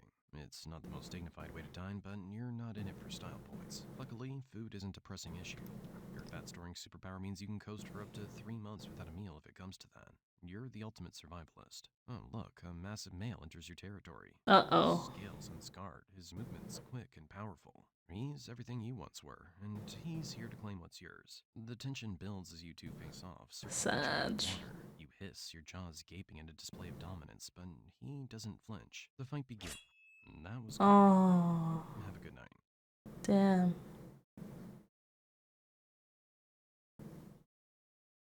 Why was that video touch the ground? Why it sucks to be a flying steak?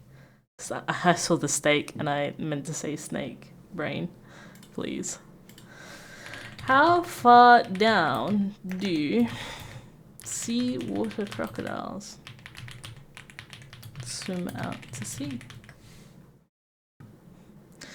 Saltwater crocodiles can swim considerable distances into the open ocean, often riding ocean currents. They have been documented traveling hundreds of kilometers, with some crocodiles venturing over 500 kilometers offshore. For example, one tag crocodile traveled 590 kilometers from the Kennedy River to the west coast of Cape York Peninsula. But how deep?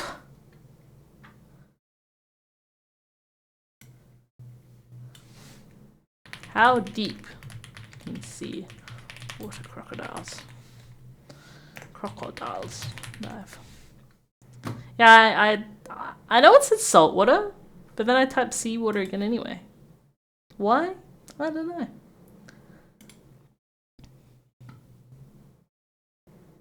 This one says 15 to 20 meters. That's still pretty fucking deep.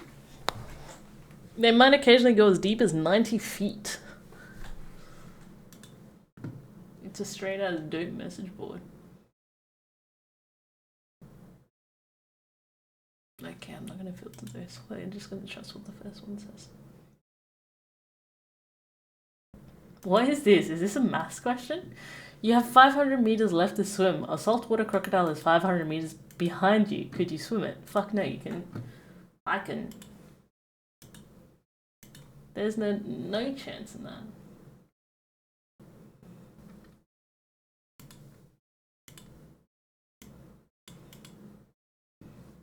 Flying snake web?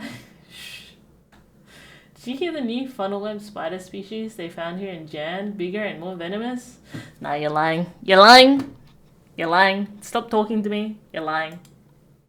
Doesn't exist.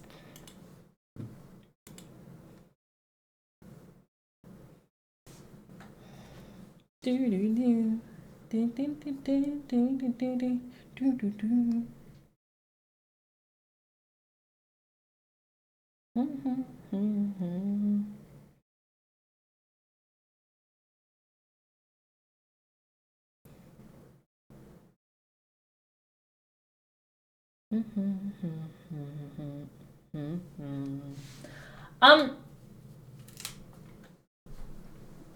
said I was gonna play some CS and do some Slay the Spire, but now you're just doing talking shit for an hour and a half.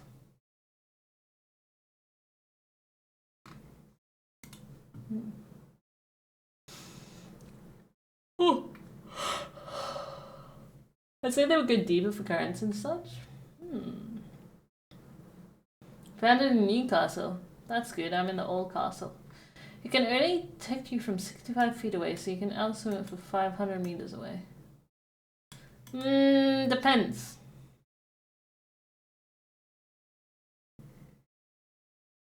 What if they've seen you? Or what if they're heading your way?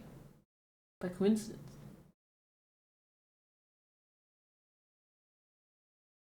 There's no way they called it the big boy. I'm not Googling it, because if I Google it, I might feel a bit bleh. I have a feeling I'm gonna feel a bit bleh. Did you guys see that they've started making solar panels that basically look like windows? It's really fucking cool. Damn, you're playing CS? I don't know that I am now. I'm a bit tired, not gonna lie.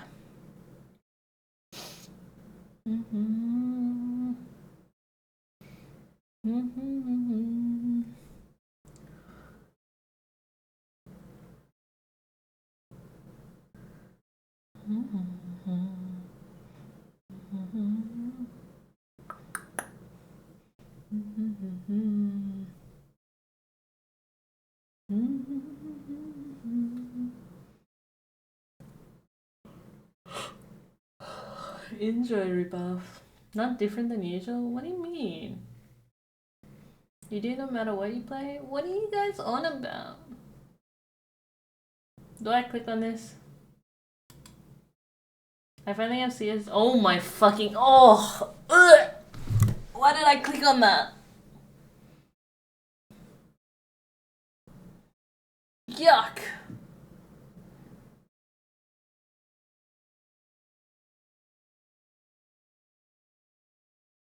Ugh! Yuck, yuck, yuck, yuck, yuck, yuck, yuck, yuck, yuck.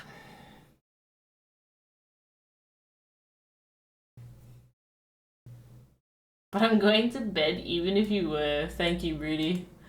That was a good statement. Clicker, thank you for the raid, dude. Thank you, thank you. Oh, bro. Classic? What's classic about it? Do people still play web fishing? Oh, I kind of see a cool video. Let's watch this. This whole.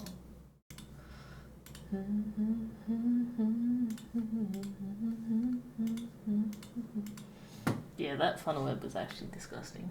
Well, that big boy was actually disgusting. Big boy! I always wonder if you were a person to find a new species of something, with no context of what the species is, what would you guys initially jump to name it? Would you name it after you? Would you name it after a meme? Would you name it after something else? What do you guys have in mind? Do you have anything in particular in mind? Hey Ropo, how we going? We doing okay. If I go camping with you all, you will protect me from the big boy, right? I mean, it's just another reason for me to never go camping. Not gonna lie.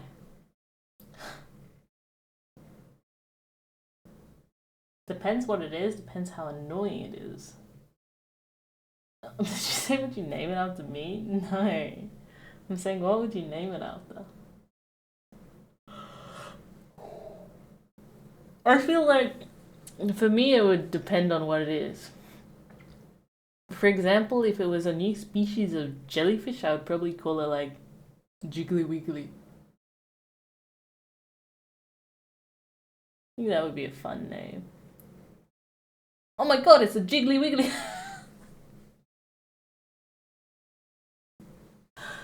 Alright, let's watch the video. Gotta go with the genus meme, surely? Who will win in a drag race That would between be these good. 4 vehicles? Okay, we don't let Lucy name things named. What do you mean? You want the big boy? Big boy! I think I would name it after candy. What kind of candy? Curly Willy. Never find a species.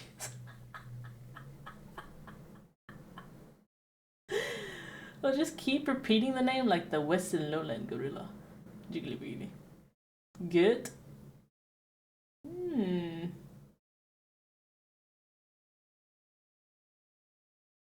Your front if you're though. Are you okay? Your front if you're though. Nice.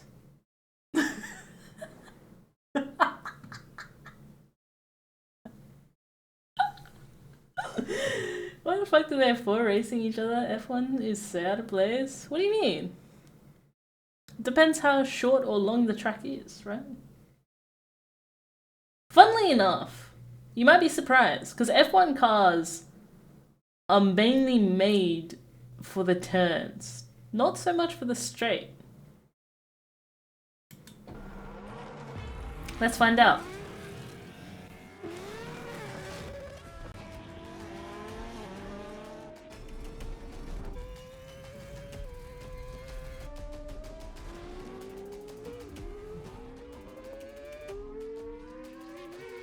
These vehicles are not all built to win in a straight line, so for a fair head-to-head battle, we have built That was really close, Biddy. racetrack. Drivers, before the big race, you are each going to set a lap to make sure that the track is fair. Oh, look at this.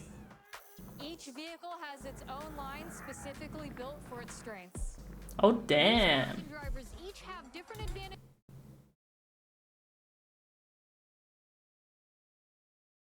And a trophy truck. What does a trophy truck mean?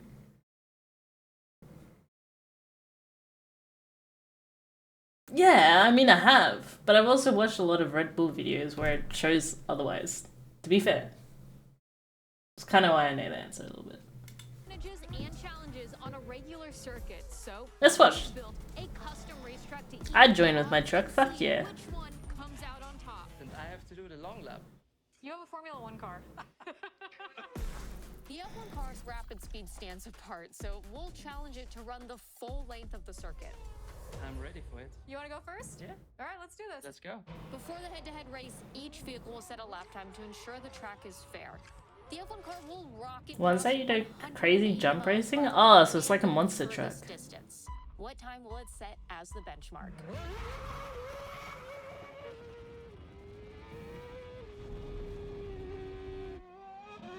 When it comes to cornering speed, each of these vehicles tackles corners in a different way. The Formula One car is engineered to have advanced aerodynamics and incredible downforce that keeps it glued to the track. This allows it to carry more speed, making it unbeatable in the corners. And sound. I haven't seen this week's race. Apparently Yuki Tsunoda had a really bad crash, but thankfully the Halo saved him. Yeah, your guys' track is much shorter than this. Don't tell me you guys are getting nervous now. That silence speaks volumes.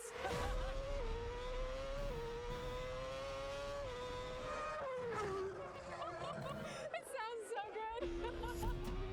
This last corner is going to be really cool. Hopefully it's close enough race that we all kind of merge close to each other, because it would just make for a really cool ending. Different layouts, but we all come together on the last turn.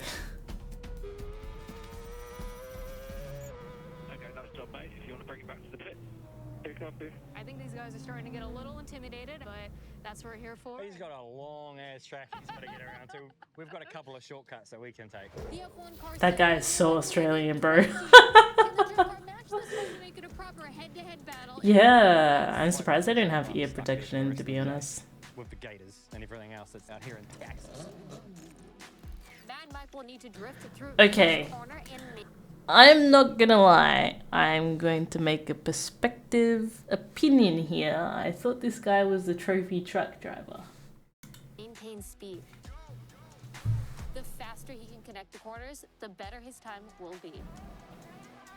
I think Mike's biggest struggle is going to be getting off. Yeah, right?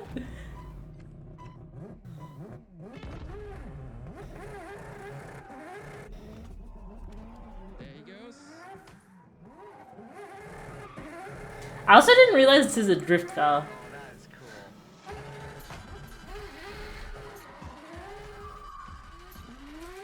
That looks so fun though. There we go. That has to be hairy.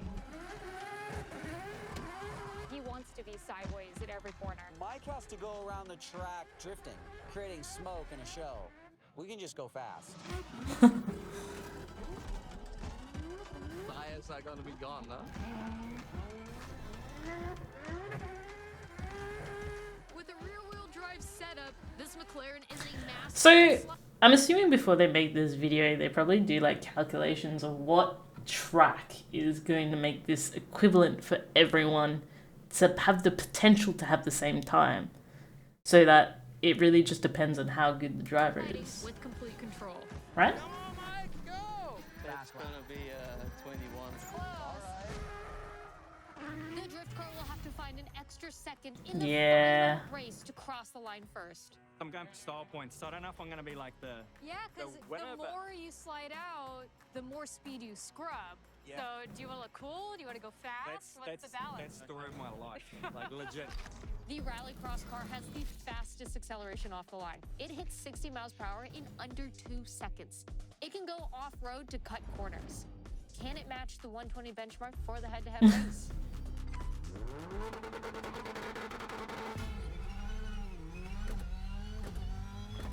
Sounds good, let's film it. Too true. So, this rally car, the shift gears, he doesn't have to do the full he just can go up or down, which is kind of cool. Send it. Send it! He's booking it, mate!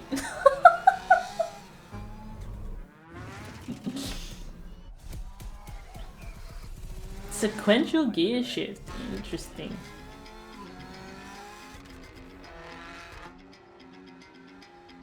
He's definitely racing for time.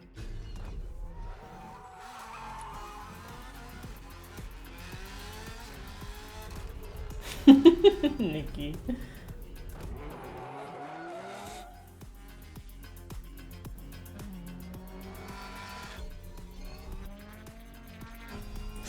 Ooh!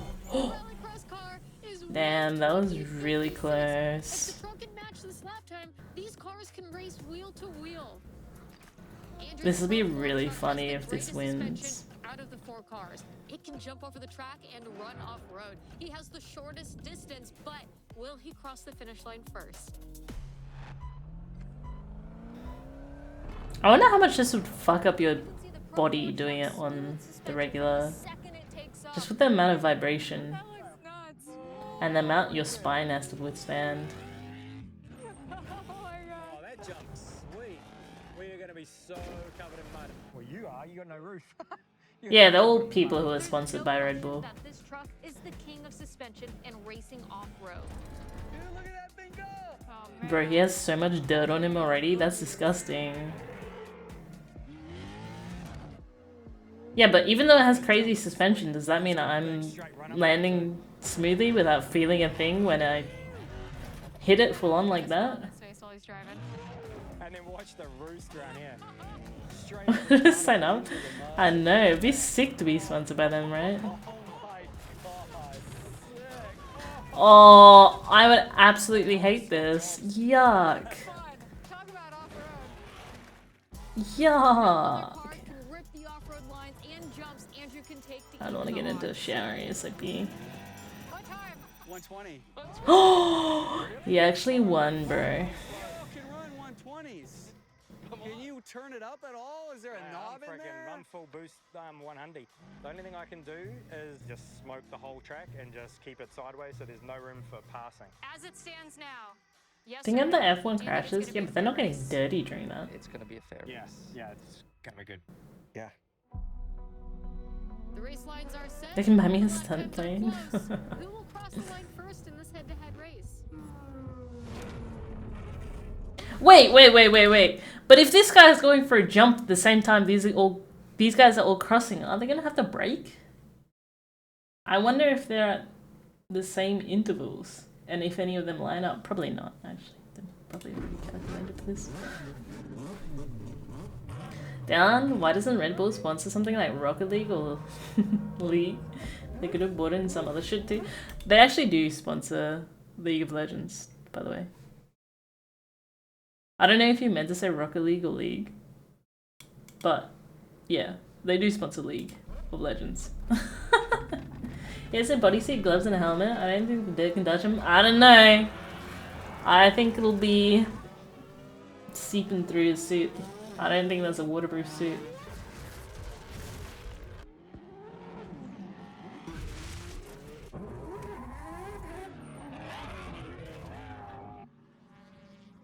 The F1 car way up front. We have Scott Speed in P2 right now. Mad Mike in P3. Just get crushed. The fastest lap time is now in the back.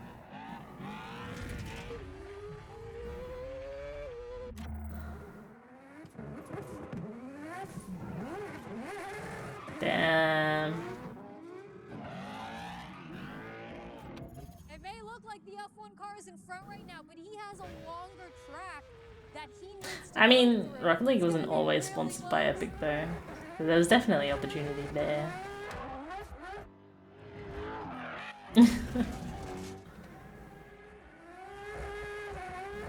It does. It also looks so nice.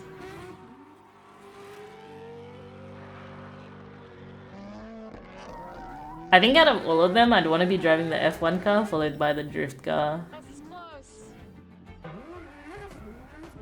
Followed by the rally. Followed by the fucking mud flapping Tonka truck.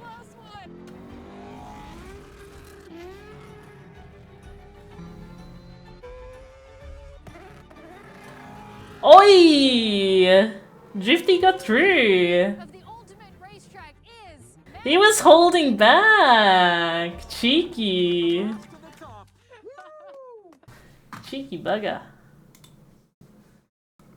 Dude, MotoGP.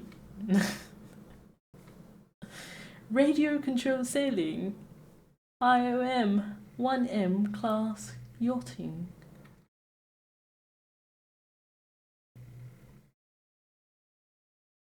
Max Verstappen learns how to drift. My curiosity. The acceleration on the rally car is insane. Get me in the rally car? Really, Pink, you choose that first? Is that because you want an all-rounder? Give me the rally car first? Interesting. Yo, Pete, how we going, dude? Your neck would rather you drove anything but the F1 car? Nah, I'll do the gravity training. They do that, actually. You have a stretch band and they pull on the back of your head. And you have to try and keep it for as straight as you can for as long as you can. To try and withstand 10 Gs of pressure. That's what the neck training they do. It's quite interesting. I've wanted to try it, but I feel like definitely will hurt. The real answer is the drone. In a little booster seat? Hell yeah. Hey Redstone, how are you going? Stage rallies are really fun to go. Interesting. I've never been or thought about something like that. Why is this guy so much bigger and taller? My curiosity.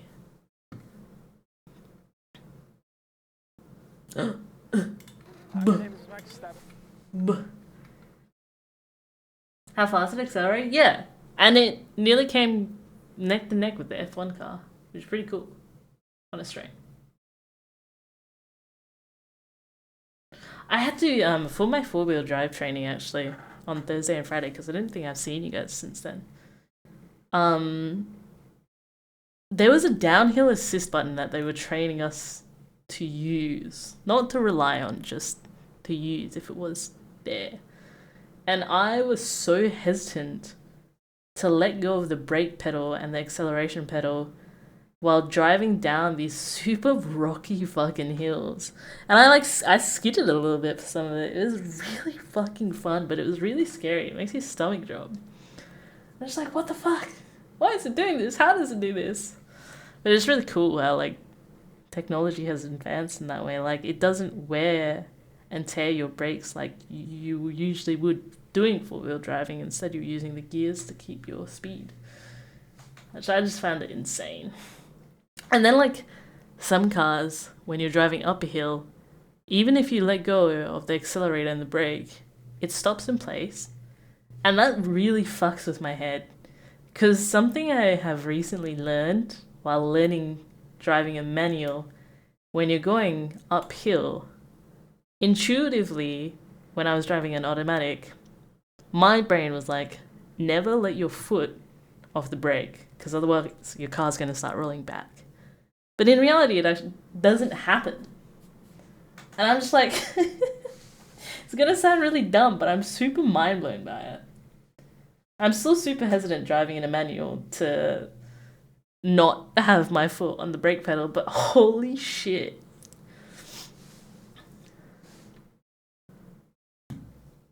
Getting a sore neck? Yeah. Big elastic band for your birthday? Yeah. Thank you, Pete.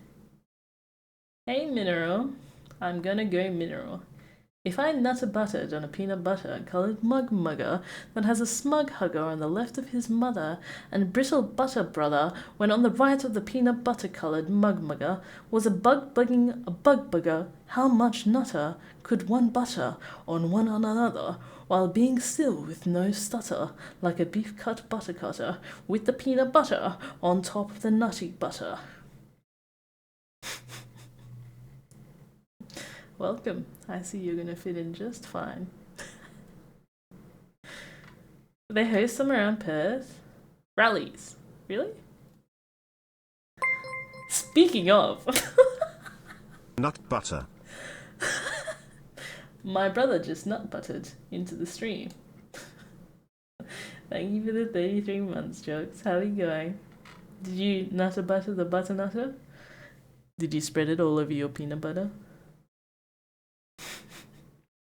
I think we pulled 4Gs when I took you up for aerobatics. Yeah, my neck was a little bit screwed after that. But it was worth it. I'd do it again 100%. That was fun.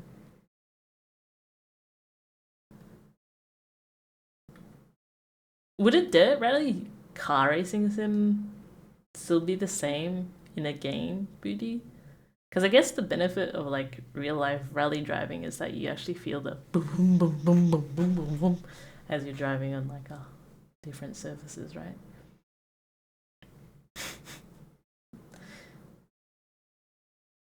Can you chat GPT to summarize this?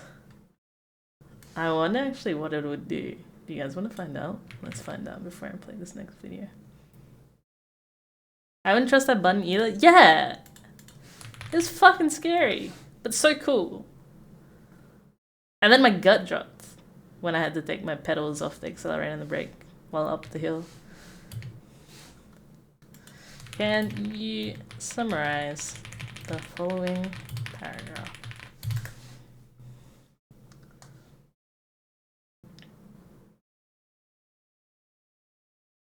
Stop acting like you know how to drive. Your passengers already leaked. You do not. What the fuck?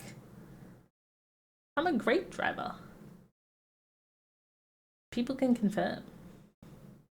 No one has died in my car. People drive e-manual? Oh, no. Brother, please. It's better than riding the clutch, but yeah, you get used to it. Wait, so when you're going up a hill in a manual car, if you hold the clutch, do you not move down? I thought you'd still roll. Am I a dodo? I was holding the oh shit handle you're so full of shit, Reba. Shut up. I'll ride you off the edge of a cliff next time.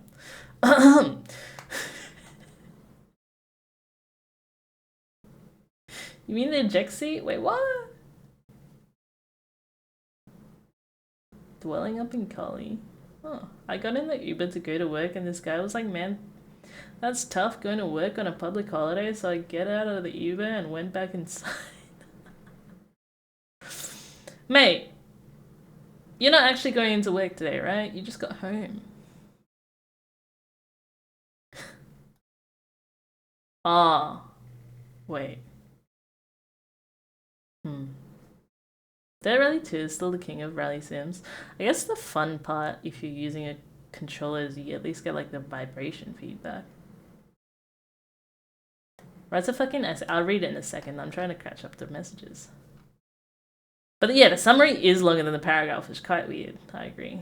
They all jumped out in the last second. I rode in Lucy's car and didn't die. Wait, not like that. No, I don't know how to drive a manual. No, I take that back. I would say I do know how to drive a manual now. I just not officially know how to drive a manual. I know how to drive a manual within its limits. You feel like I'd drive like the drift guy? If I had the choice to, probably.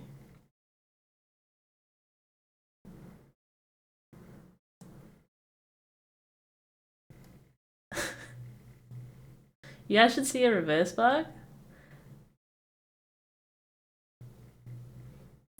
Interesting. Don't know if sarcastic or not. I'm assuming not. My reverse park's great. Good night, beauty. Sleep well. Listen, my Euro Truck Simulator skills are not representative of me driving a car. I have never driven a truck in real life. Shut the fuck up, Pink.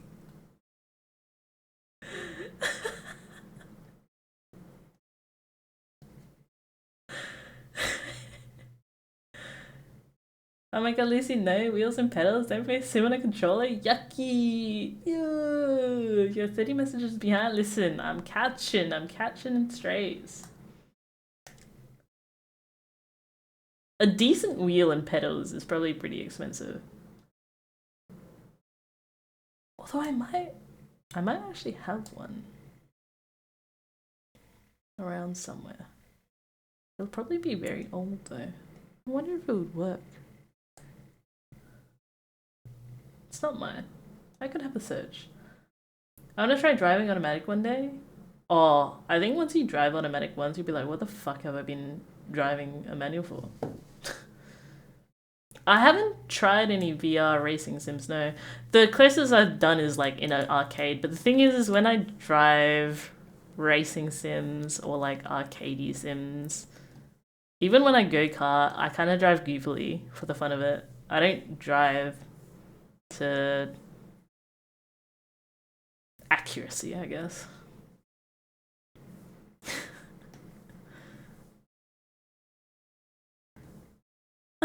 Internalized fear? Fuck off. You're never getting in a car with me again. I ban you. You're banned from my car. Man, you always half-flipped on the fucking... Listen, that was good. It's not representative. If you have the rally cars accelerate quickly, then watch this. Ah. Don't wait for your wipers to fail you. Don't wait. This ad is actually attacking me. I do need to switch my wipers in my car. But not for a camping trip. For the winter coming.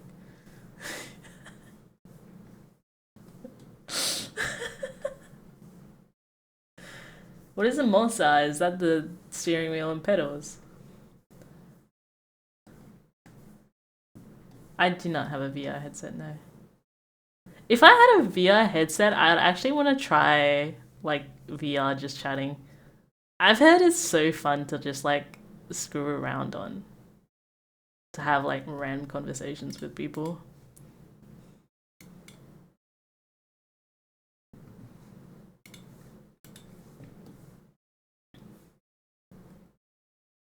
standalone headset coming out soon. Should be worth taking a look at. Okay. Banned from Mercedes? Who is? Me? You did great, sweetie. Nah. No takesy backsies. I'm not letting you drive in France anymore. It's too late, it's already been done. And I drove great in France, unlike someone who drove on the other side of the road thinking they were still in Australia, okay?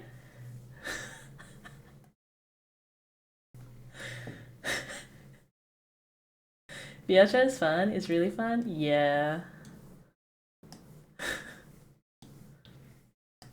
Just do it at the timestamp.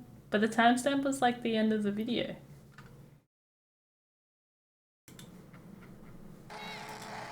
Ah, it's 1 minute. Okay, I understand.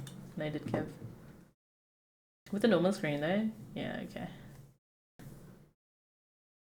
Purely children and e-boys in my limited experience. How limited is this experience? She's just looking around at us, looking at our... Good night, Pink. See ya. Sleep well. Hopefully not on the wrong side of the bed.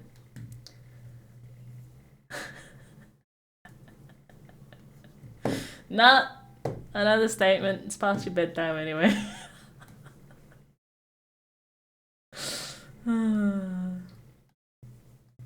Did you take the roundabout in the right sense? I did, yes. To be fair, we were out in the country, so there wasn't a lot of markings and people around to be able to just follow the traffic. And I had been in France for a much longer time, obviously.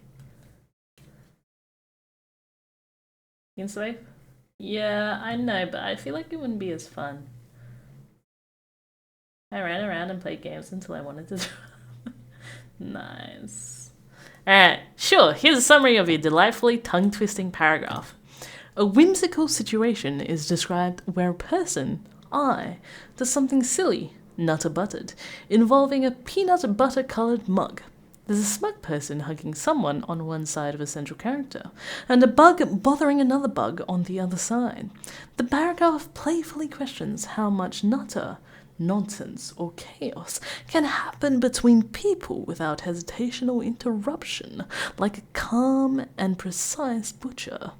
Let me know if you'd like that rephrased into something more poetic or absurd. Absurd.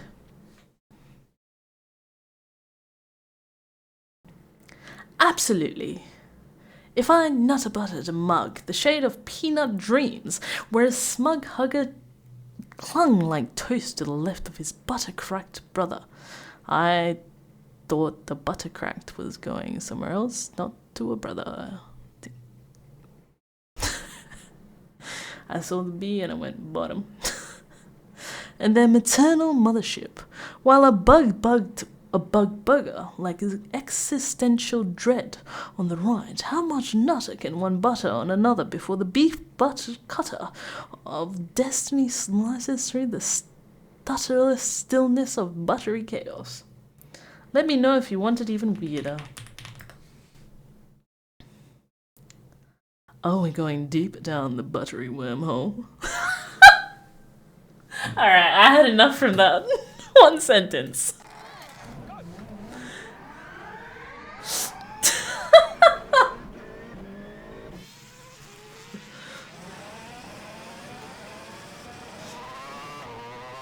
It's my out at David Attenborough voice.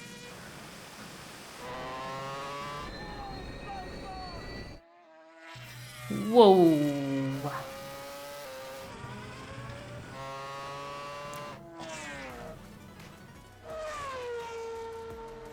Did the van just win? Well, we beat the cars. Danny, you won fair and square, stole the show. How was that for you? Did we actually beat the F1? To not get too much power so that I can get the best traction. Danny Pedrosa, ultimate race winner. Damn, man. Where'd you find this? And I'm here to learn how to drift by this guy. We got a real challenge for Max. Being too gentle. I like Damn, to try Baron. different kind of disciplines as well, just to test your skills in a different way and learn, learn from the best. What's up? How's it going? Good. That's the beast. the hand. Okay, he's actually just... You knock all 10, tap his hand, give him a... We'll do this instead.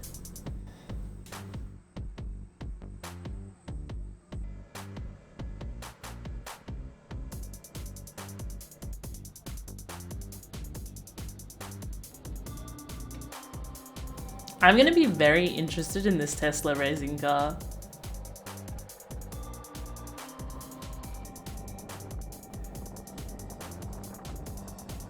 I need to sneeze again.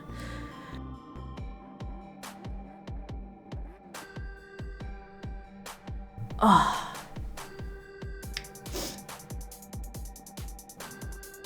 No, but this time I'm talking about the David Attenborough voice perception of what I'm hearing versus your hearing.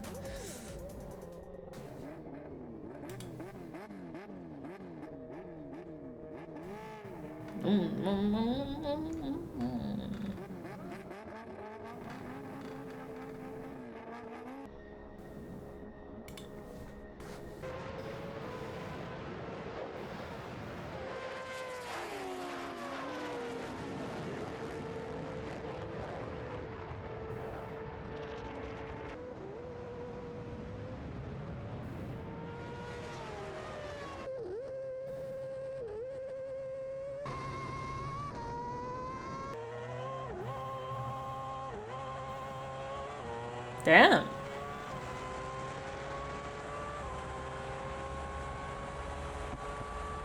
She's allergic to bullshit. Do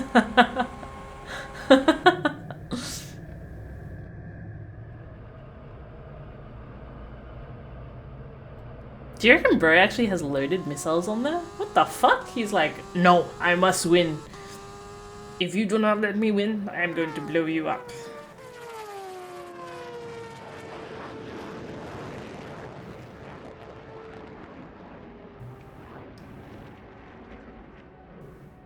Damn.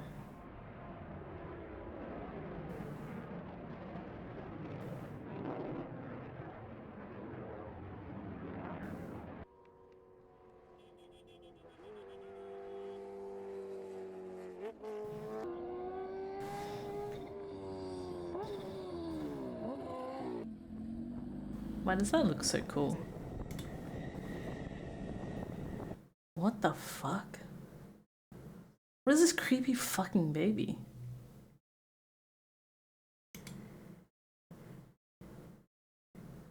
What is this?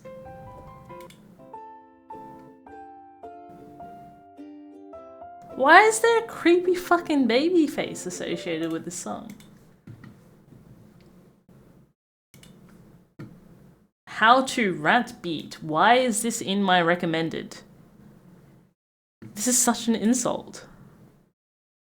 Who the fuck snuck this into my YouTube recommended?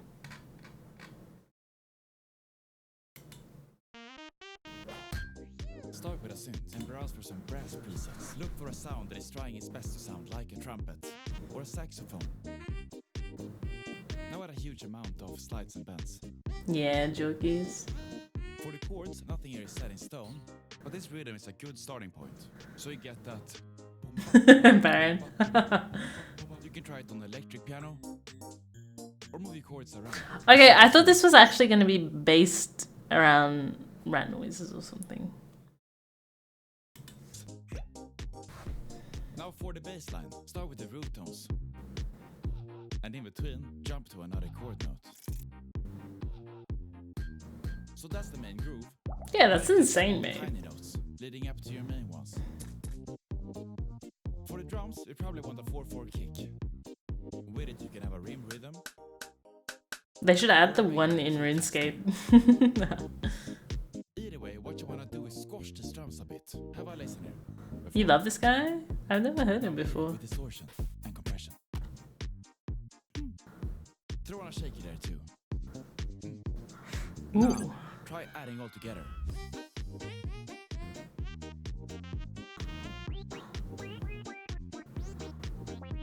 Add the final step, bounce this out, slow it down, and that's a reverb. What the fuck? Major shout out to these creators for making this genre joyful. Chess, amazing song. What the fuck is that? Ah, he got bunked anyway. Interesting.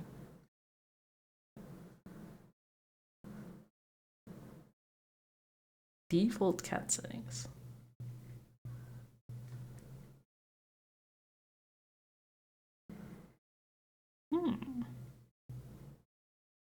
Oh.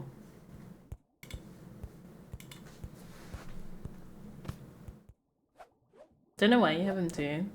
I guess. Oh, I didn't mean to hit my mic. Sorry if that made a loud noise. Enjoy the Val jokes.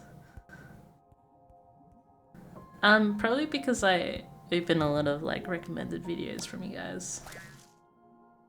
But also, yeah, piano tutorials maybe.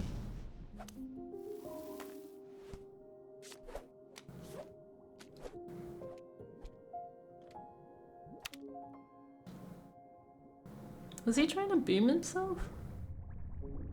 Yeah, was that loud? Sorry. I'm beeping chat. Yeah.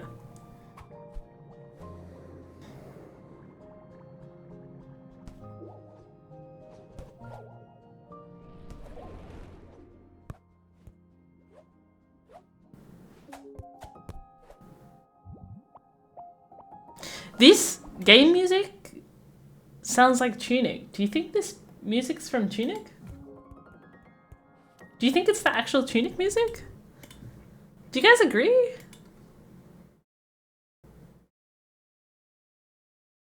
What the fuck? It's like extremely similar.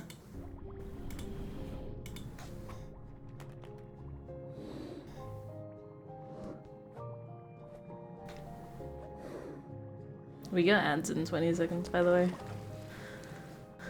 Maybe the same composer?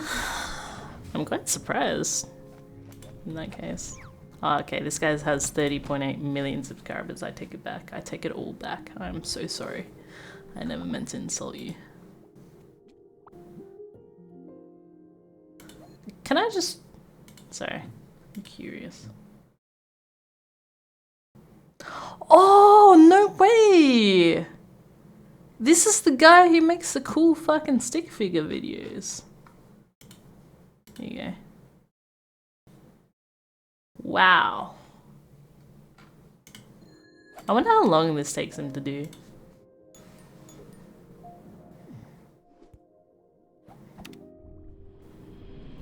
Wait! I think he's talking about his experience playing Tunic. Because it had like the help card, then it had the scenario where we went into the like rat nether and everything goes pink and distorted.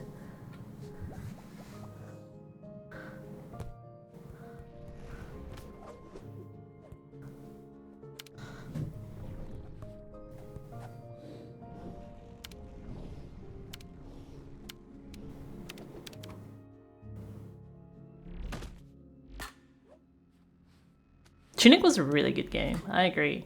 Some of the puzzles though, holy shit. You really have to think.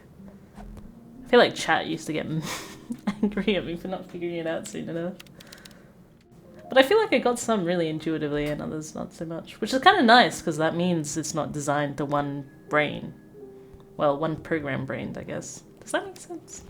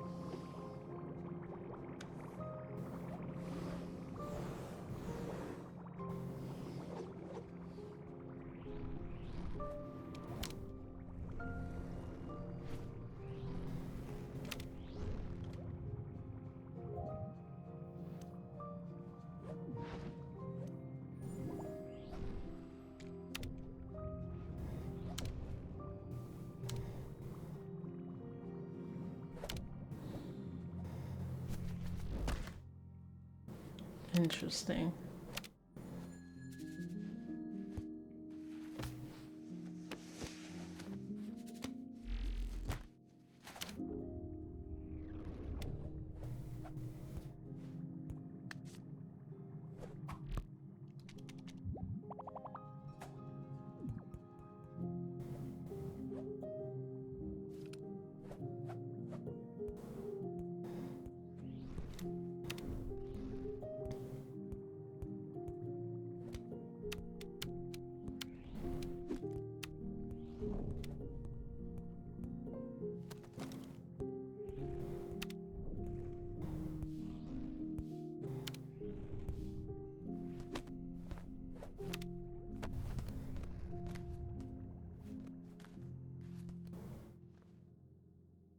Damn.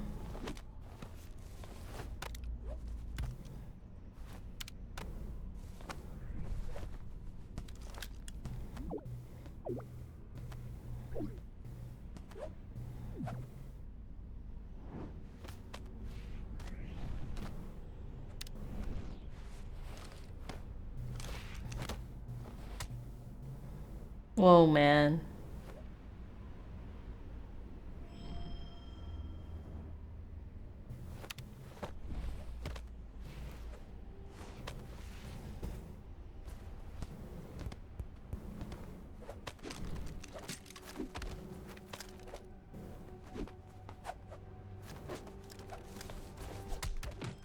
Whoa, man.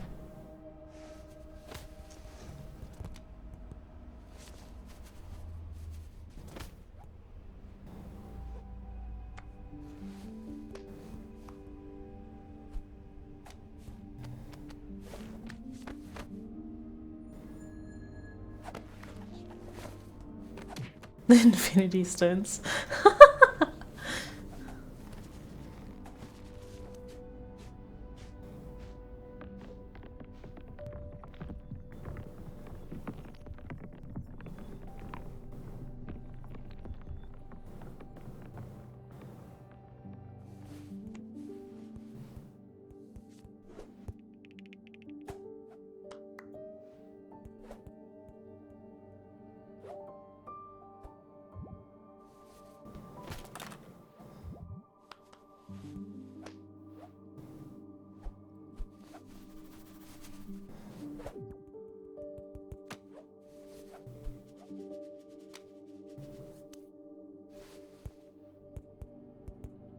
That's cute.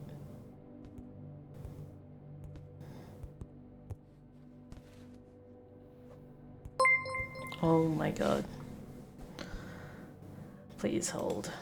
I'm getting follow botted. That's great. I wonder if they'll actually stop it from spamming the living fuck out of me. Oh, bro, please no.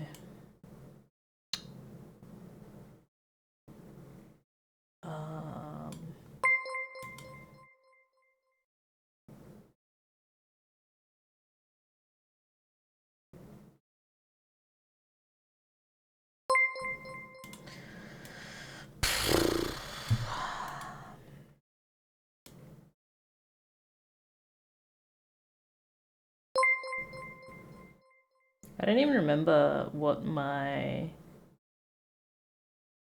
Maybe it's this one. There we go.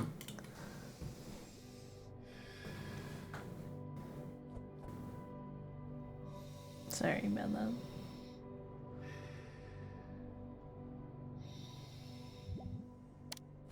I have a question actually.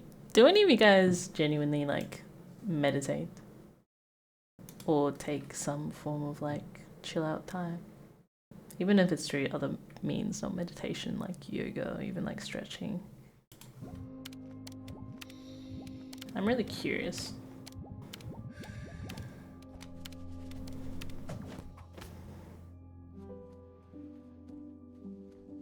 I feel like my form of like... I just headbutted my mic this time, Jesus. Meditation can be wildly different though. Procrastination? Oh no. What kind do you do, Nikki? Because I feel like, yeah, Rebuff, that's what I was about to say. It's like, for me, my quote-unquote meditation is through, well, it used to be heavily through gym or walking. Those are my two forms. I usually spend a bit of time after work to just be more boobs. Interesting. Music? Yeah, okay. Now I play more Rocket League so I can get angrier than I'm playing Rocket League as well. Nice. Walking? Music? Yeah, okay. Interesting.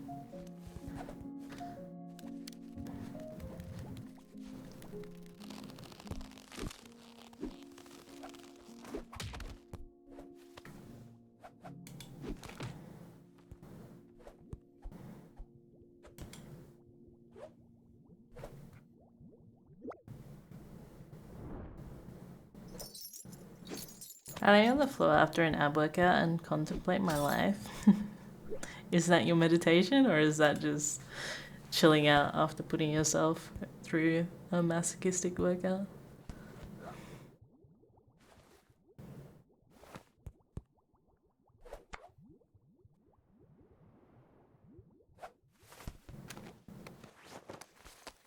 Hey Season Mango, welcome. I wonder if I butchered your name.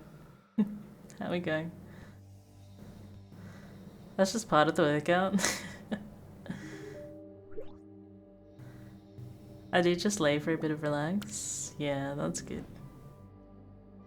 Do you reckon you think about anything in particular, or do you just let your mind drift?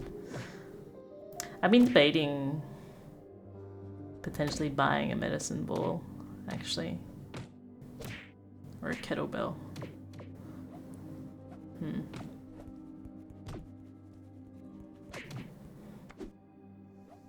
I guess we're flying. Nice.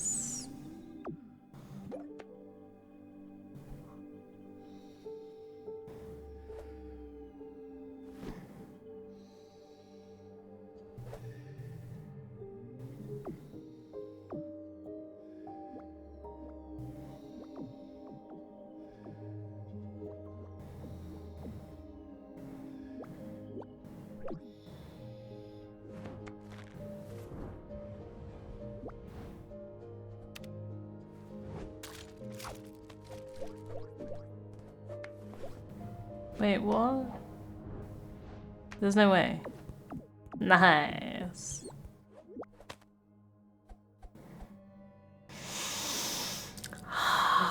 Everyone take a big, deep breath in and out. Give me 2 of them.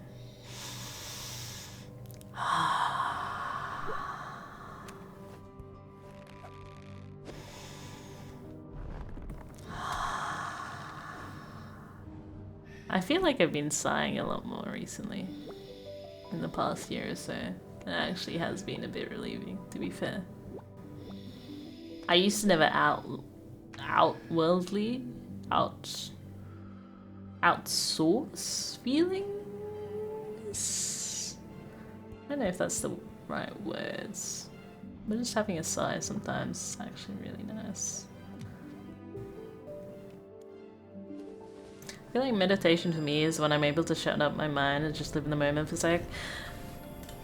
That trait is very, very, very common for quote-unquote introverted or anxious people though. Mainly introverted. I'd say this is a hard, because I don't like the words introverted and extroverted per se, because I feel like everyone to some extent is introverted and extroverted. And I feel like I'm definitely more extroverted than I was introverted a few years ago, but I'm still predominantly, mostly introverted per se. But you think about a lot of things, and you can't ever not think about things.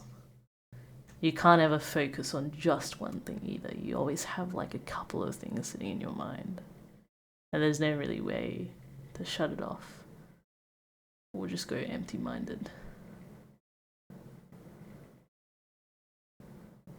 to some extent, I think it would be really enjoyable to experience, but I think it's just not really possible. I don't know.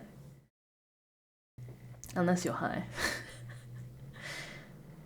That is the one time I've been able to have like a slowed down, clear mind to not really think about anything but one thing in that moment. Ow. Why did I come back to lucid breathing? It's just what you wanted to hear. Outwardly expressing emotions. I said outwardly, didn't I? Outwardly. I don't know why the word outwardly looks so weird right now. Introvert plus extrovert equals VTuber. Or alcohol induced. Alcohol induced doesn't stop me from thinking about multiple things. I think that one just mellows them out to the point where they are not as important, maybe. Are you high? That's my secret. I'm always angry.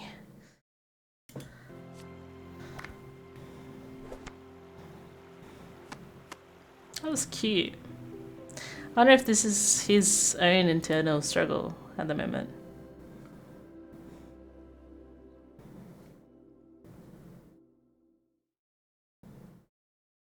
Does he have any? No, he doesn't really.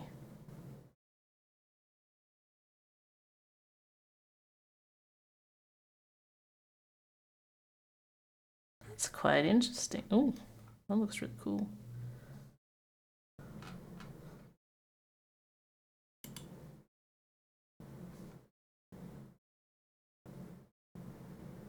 He must take ages to do these. Although some of them are very close to one another.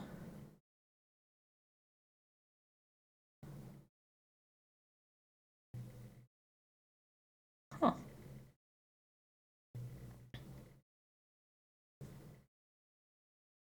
You just gotta get to that point of walk in a straight line, walk in a straight line. Nah, I don't think I'll ever get to that point, to be honest, Rubuff. I don't really have an interest in it. Do you know the streamer Aria Tome?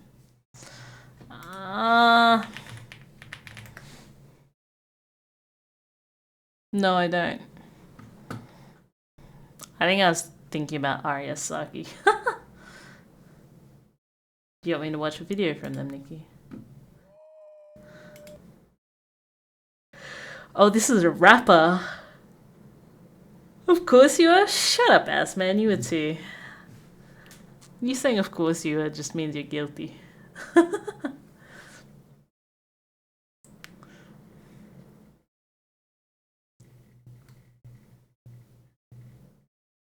He makes beats in the middle of NYC and makes people who sing and rap to him.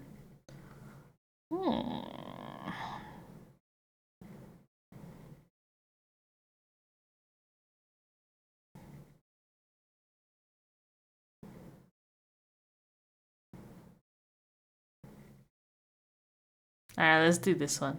Actually, okay. Sure. No. No,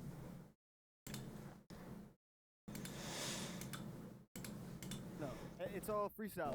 I have 0 songs, but I want to make a song with you, man. We usually fuck with like that soul, kind of very chill. Would you play me something on a guitar that I could like use as the basis? Oh, we're getting some bossa nova. Alright.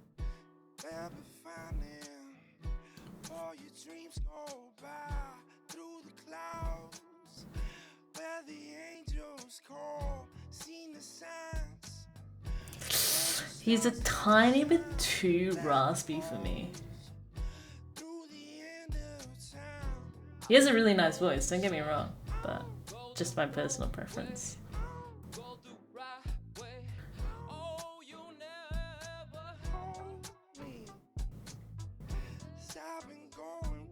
You love his setup?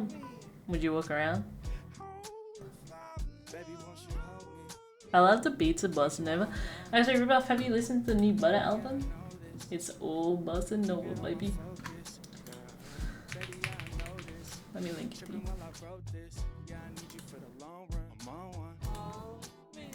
Oh, damn.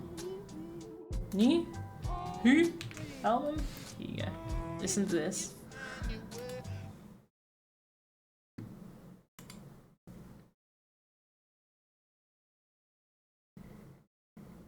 This kind of interesting. May skip through. Which has more destructive power, lasers or lightning? Today, to declare a final champion among all My the science elements brain we just tested kicked in, head-to-head sorry. on the channel, we'll be facing off in tests against 7 household objects, including a CD, a crystal ball, and a safe full of cash. Let's go! And since laser has Let's go. to make it to the finals, your Who? favorite former middle school teacher turned a laser-wielding mad genius is back, Science Bob Flutenfeld. Good luck, Mark! You're so positive! Representing lightning is Mehdi Sadagdar, aka Electro Boo. He left his manners in Canada and brought some shocking bits of electric machinery.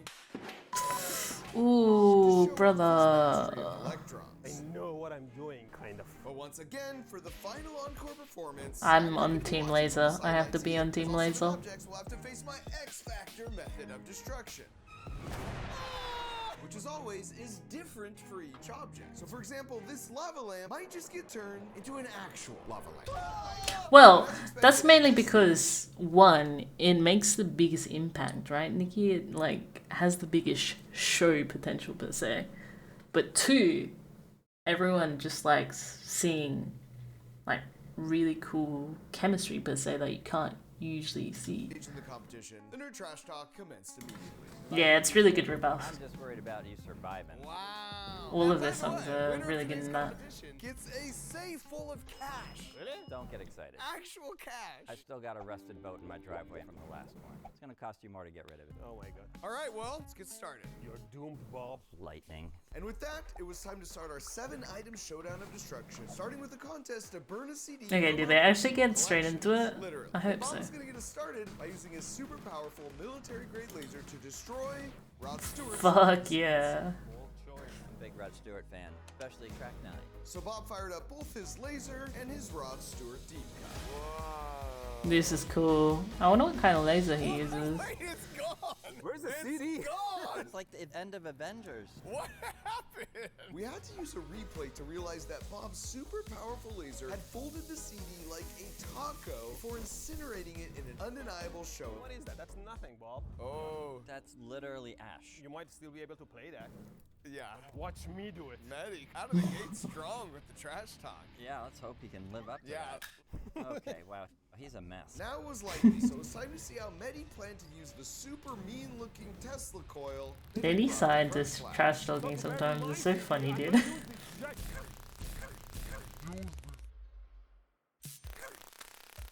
just get shocked? Hey, it went to the ground through my shoe. You're like talking slower, I feel like. Broke my CD. Poor Chris de Burgh.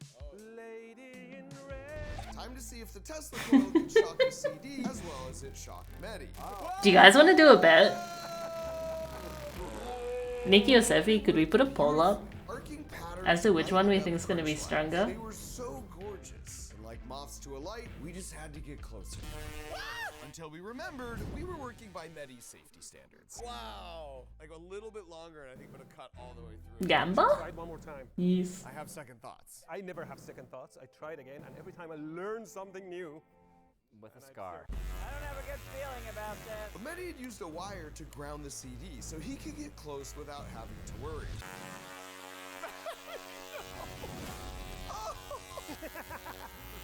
Mehdi had become the god of thunder. That's how you erase a CD. And this crystal ball CD was facing its I'm in bed. No, that's okay, Sefi. until Mehdi shocked himself.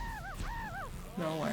But despite the second self-own of the day, Mehdi had done a pretty great job at burning the CD. Because I know what I'm doing, kind of. And this is a good time to point out, even though Mehdi has made a career out of building really cool things that always somehow shock him. Oh! Fuck! I don't know why that jump scared me. Fuck! Electrical engineering and is very smart and actually does know exactly what he's doing. In other words, please don't try this with your own 4-foot Tesla coil at home. Let's roll the X Factor. It was time to show these boys what the X Factor could pull off. Gentlemen, prepare to have your minds blown. Really? Microwave? It's not just any microwave, it's a microwave with 2 googly eyes. But googly eyes or not, Mariah Carey was in for a little excitement. Oh, 3, 2, bend it 1. all. Now wait, I was always told you never put metal into a microwave. This is true. Do not try this at home. Only try this at Crunch Labs. Whoa! No! The microwave put on quite a techno light show for us. Whoa! That's sick. Don't breathe that smoke.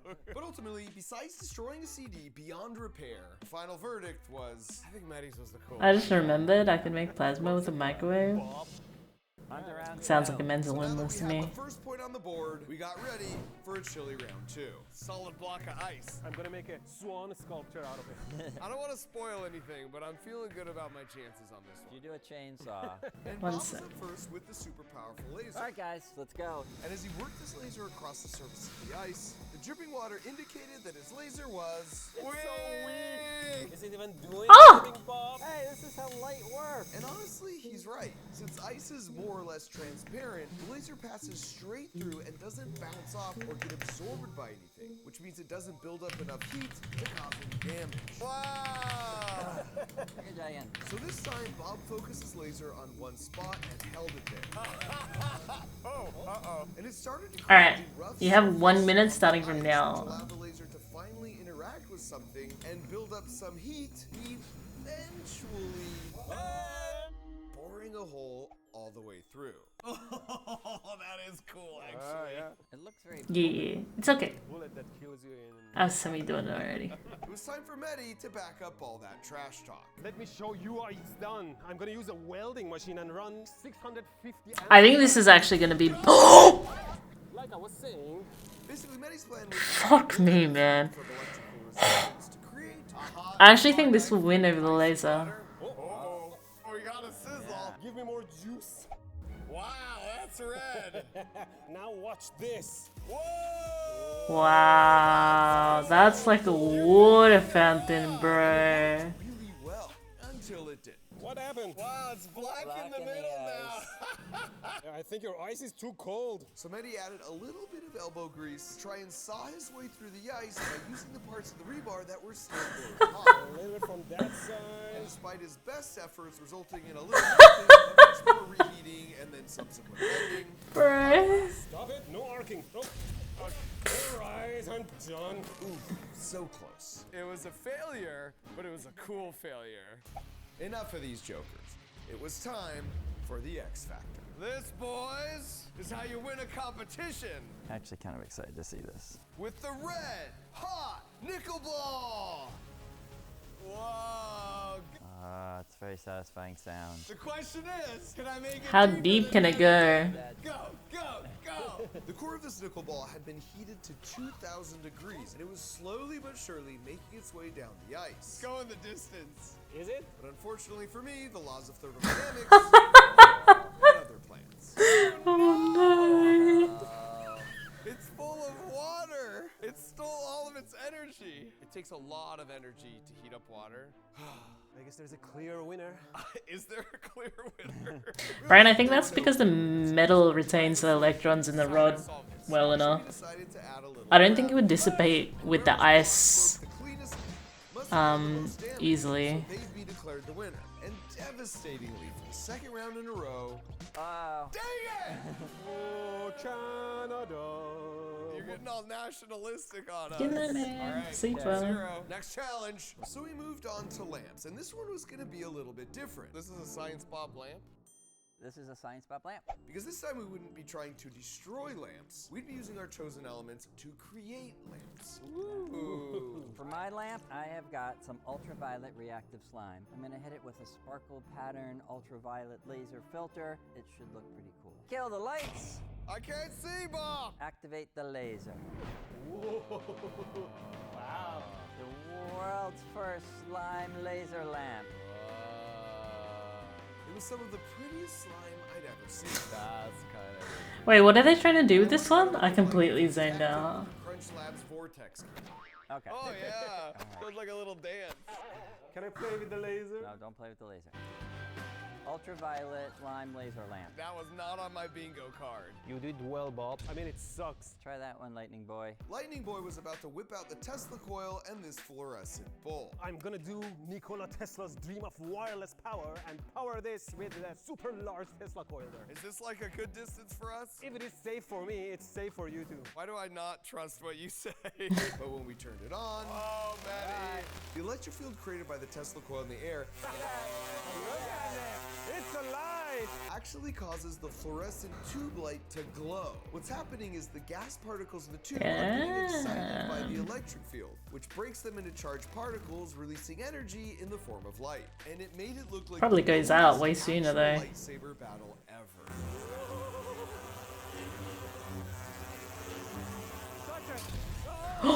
Yep.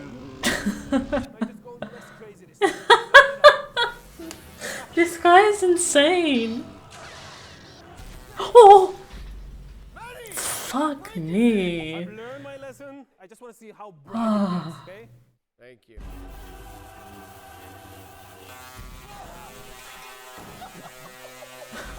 That was delayed. Once we got the Lightning Man a light bulb that was too big Jesus for a lightsaber, it was undeniable that it was a pretty cool trick. Lightning lamp, not bad. Thank you, thank you. All right, gentlemen, well, for my lamp, I'm doing a lava lamp. As in a lamp that's filled with actual lava. Does Kevin the Backyard Scientist know you're doing this? Okay, that's enough. No, this is our little secret, Bob. But the question was, Lava, lava, did I actually get Benny in the lamp? This is the moment of truth. Can Marks do it? Because I only have 1 point. Oh, The anticipation no. was like Christmas morning. It's That's missing. the perfect time to mention that if If you want a Christmas morning reaction like this, or this, or this, then a Crunch Labs Build Box subscription is the answer, because There you go. You're doing it. You're doing it. Keep pouring. Keep pouring.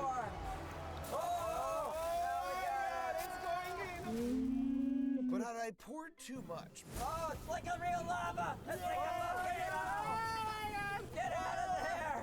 ultimately I felt like the lava gods would be pleased. while it is beautiful, it's arguably less practical. So it's time to pick a winner. I'd like to point out something. You didn't make a lamp. You destroyed a lamp. I made a lamp. I guess. You feel good about it. Oh! Give it to you. I suppose even the lava gods agreed with Bob's logic, which meant Laser was on the board with 1, Lightning with 2, and the X Factor. Wait! was very They gave the CD win to the Lightning Bro?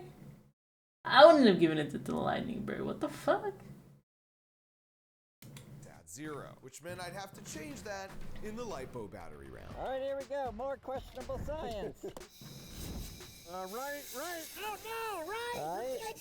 Oh my god. Oh my god. Isn't that gonna explode? It's not gonna blow up in our face, is it? And it Yeah, did, what? But it did it gorgeously. There it is. Whoa. The laser burned right through the battery's casing. What the fuck? And quickly burned off all the excess energy left stored inside the battery. Thank fuck that didn't explode. Definitely dead. And once it was actually dead, we were able to see the many battery layers of smoldering wreckage the laser had left behind. Ooh, nice and sizzly. Bob, can I just point out how you kind of look like a fly right now? Do I?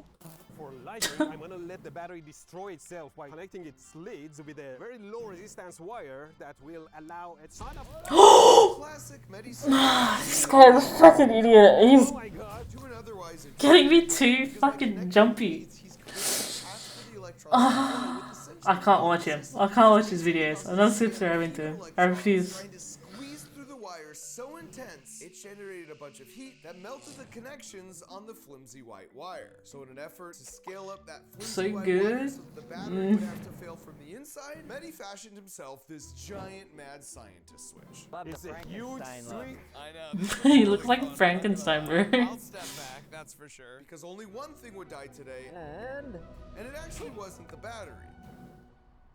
Hello. Boo! It was was Mehdi's winning streak. Is it getting warm? I don't know if it's the sun or the battery. Let's see what's wrong with the battery. So Mehdi attempted to MacGyver's Oh my way to a god, solution, please but he no, was shocked please to no, find please no, out please no. Oh my god. No. these batteries had a failsafe internally that prevent them from shorting themselves out. Let me use the knife. Wow, that's sick. The only thing that was actually destroyed was the knife.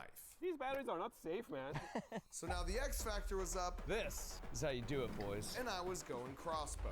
Now last time my fatal flaw was aiming at a target that was physically impossible to hit. Dang it! So this time I was picking a distance that would be physically impossible to You missed. Dang it! Can you check it in the recommended videos, Asman? I'll watch it next time. I think this is gonna be a last one for today. If the video gets uploaded, he didn't die. True.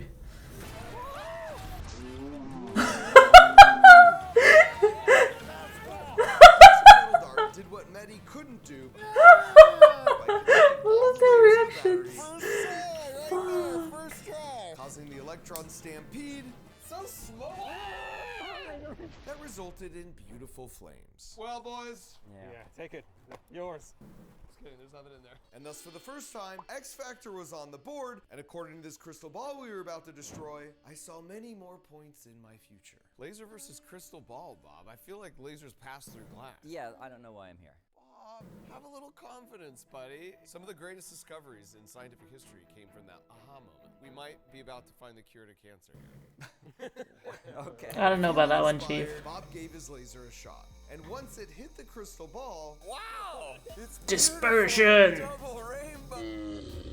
It was a beautiful light show, but the infrared camera indicated that the only effect Bob had... I might be turning the wall into lava. You're laser, you're not lava, Bob. I'm both. Yeah, please, Didn't Asman. even notice the globe. Loser! Meanwhile, Team X Factor had no doubts about its upcoming hole-in-one. This, while it might look like a normal golf club, Orga. this is actually a firearm. Goggles. Where's my goggles? 3, 2, 1, 4! Oh my god. New hole in the wall. Now you know what you're up against. I see. Shark. Broken glass. I don't see it being that strong. You're gonna regret Why is my those tongue words, out? buddy. Was it? 3, 2, 1. I was just gasping. Yeah, it was super effective. Wow, that feels very disappointing. And there are some cracks Oh, you know what I'm thinking? So I called in an assist It's like loosening the jar of pickles. from my buddy Isaac Newton. I thought everyone got one try. You guys might want to step back. 3, 2, 1.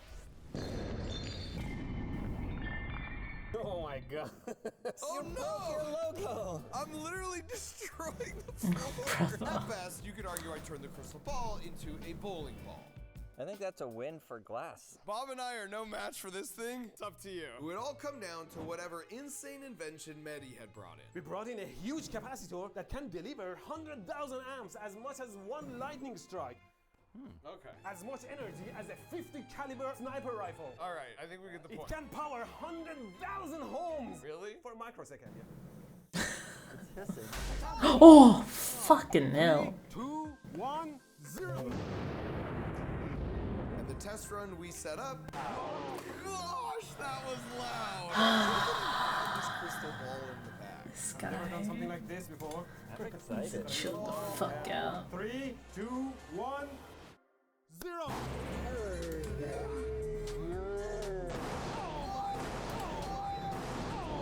Not gonna lie, that's pretty cool. That was pretty fucking cool. None of us did. But maybe that's because we'd finally harnessed enough energy to destroy I have that no idea, Joyetta, dude. How we going? Metallicized How we glass. been? How's life been? We gotta give this one to Mehdi. Does that mean he cleans it up? Yeah. Fuck off, ass man. Sorry, Mehdi.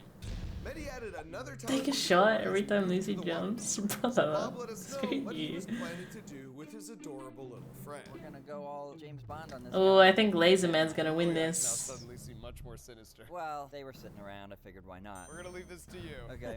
Cancelled for cutting a watermelon. Here we go. 3, 2, 1. Oh, there you Did he just say cancer for cutting a watermelon? The highly trained double Not wrong. watermelon didn't seemed like he was gonna crack, so Bob turned up the heat.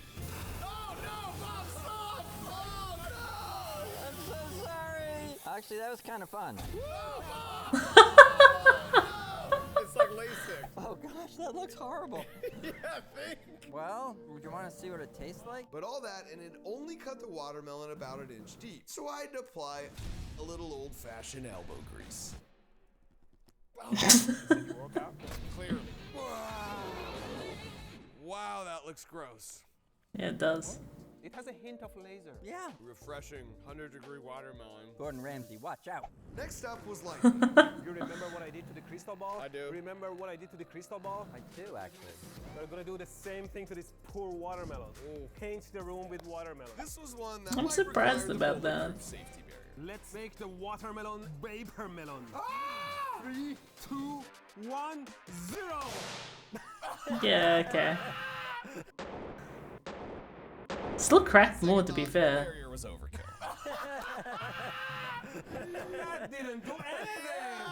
What happened? Wow. I call that an electro bust. You cracked the watermelon. You cracked the watermelon. You did like what a knife could do. Oh my god. Look at that. Oh, you can't eat that, bro. That looks disgusting. Yuck. Watermelon absorbed all the shock from the explosion. Oh, yeah, oh, that, oh, oh, yuck. All right, for the X Factor, you know if you have a soda bottle and you shake it up, it has a lot of pressure and wants to expand. Sure. I'd try it. Cool liquid, though. You want to eat carcinogen. Stick it in the bottle. I literally did this in an earlier video of yours. I don't know what you're talking about. Let's go to the clip. Wait, you can't call it. So back at the house, while Science Bob is trapped in the crowd with liquid nitrogen-powered exploding watermelons. Cut the clip! Cut the clip! Stop it! Now before I get interrupted again, let me put on the most important touch.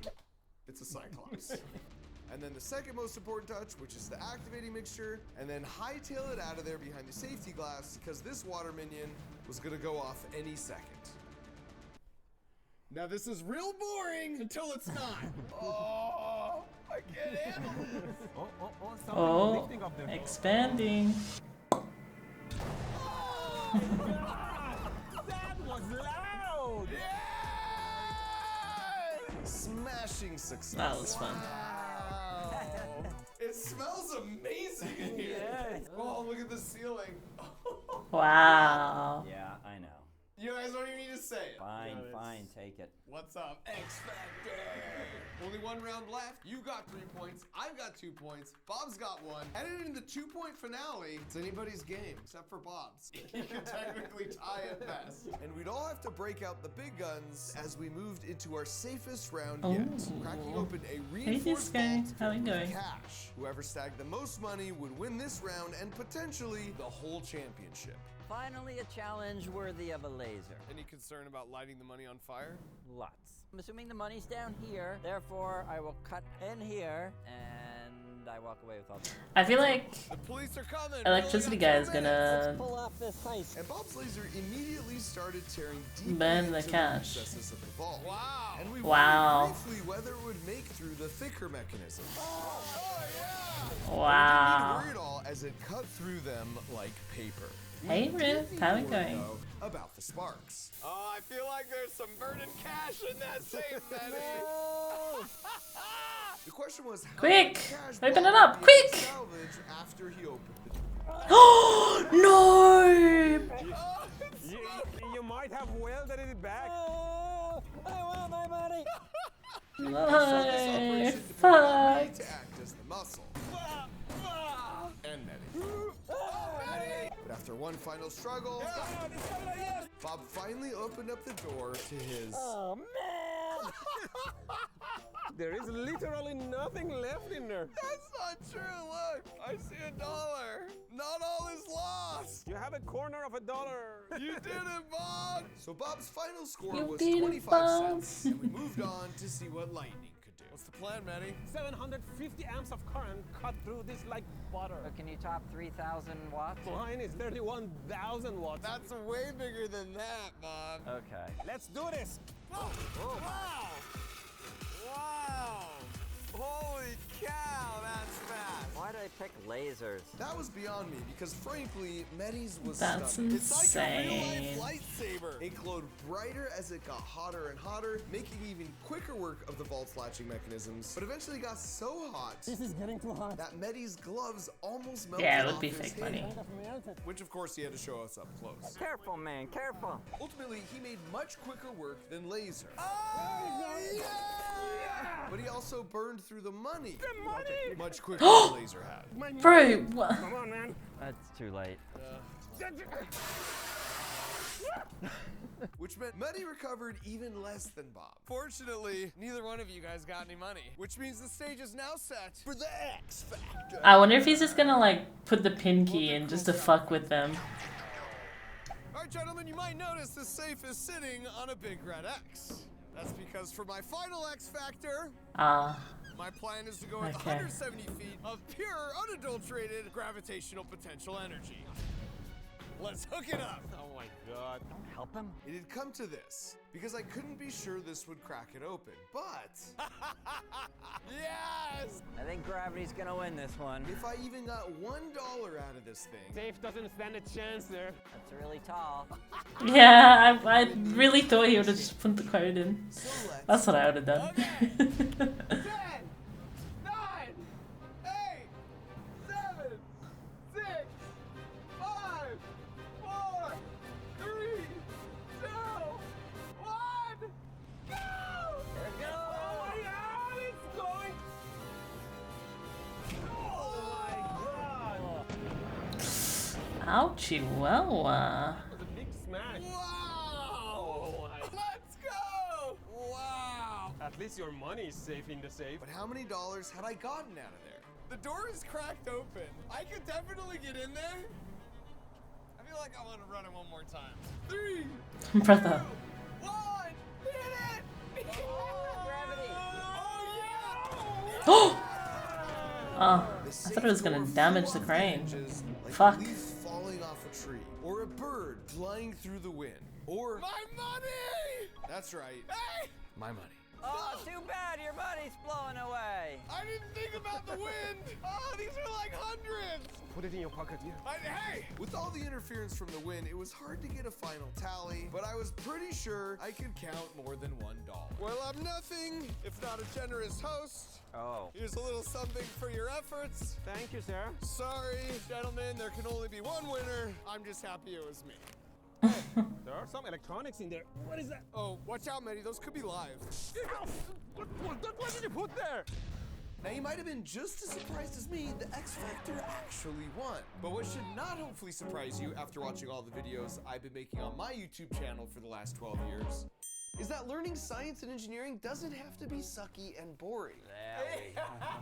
Which is exactly why I started a toy company Oh my called God. Crunch Labs with the express goal of helping kids think like an engineer through... To be fair, the Crunch Labs thing does sound pretty cool. In terms of it being like a little introduction in science. Out of curiosity, do you guys think watching those experiments, and don't just say this because of the choices you made in the polls, but generally, do you think electricity won or laser won?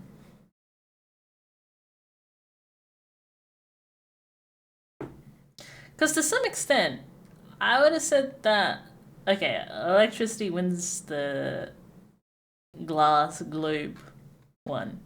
I just said the laser wins the watermelon one because you can still eat the watermelon afterwards.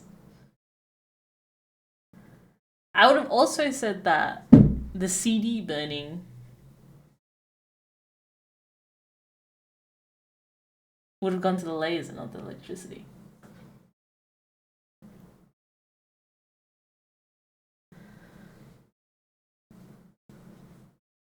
I just can fuck off. Damn.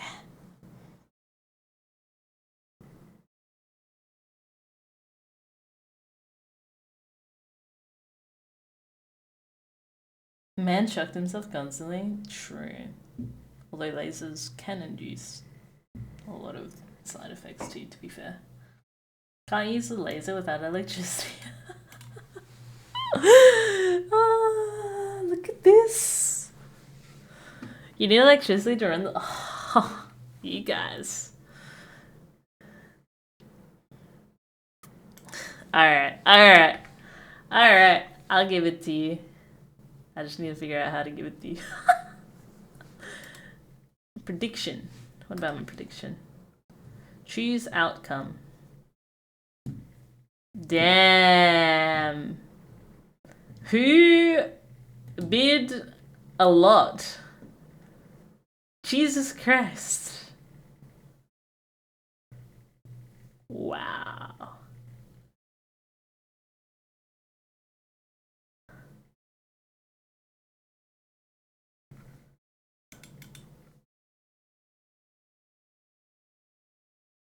It's hard to shock yourself if you take correct precautions.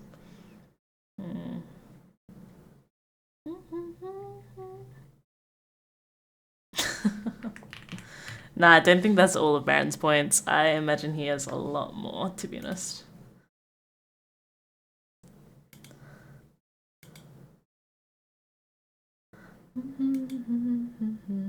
It is all of them? Damn, rip.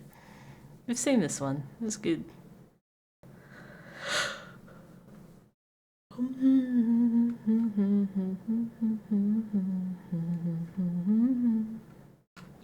Alright. I think I'm gonna end it there for tonight. We got distracted. I'm sorry, dude. Next time, next time. My entire YouTube is littered with Bad Bunny shit. Hey, yo.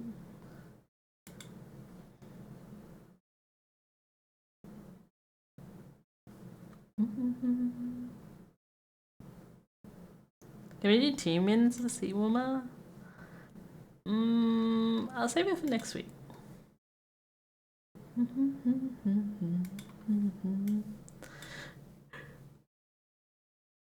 guess we're 10k channel points. You're bullshitting, Nikki. Oh, actually, you have redeemed quite a few hoodies. I should... I need to revamp my points still. I'll get there. Sometime. Sometime. I promise.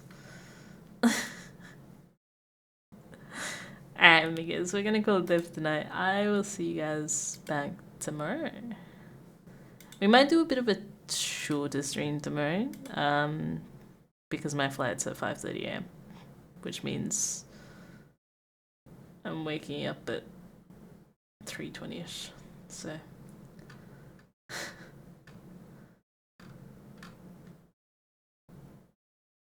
Yeah, that's the one. You wish, jellyfish.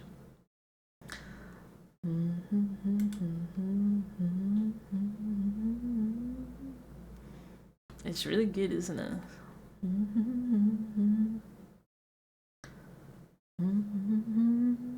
Alright.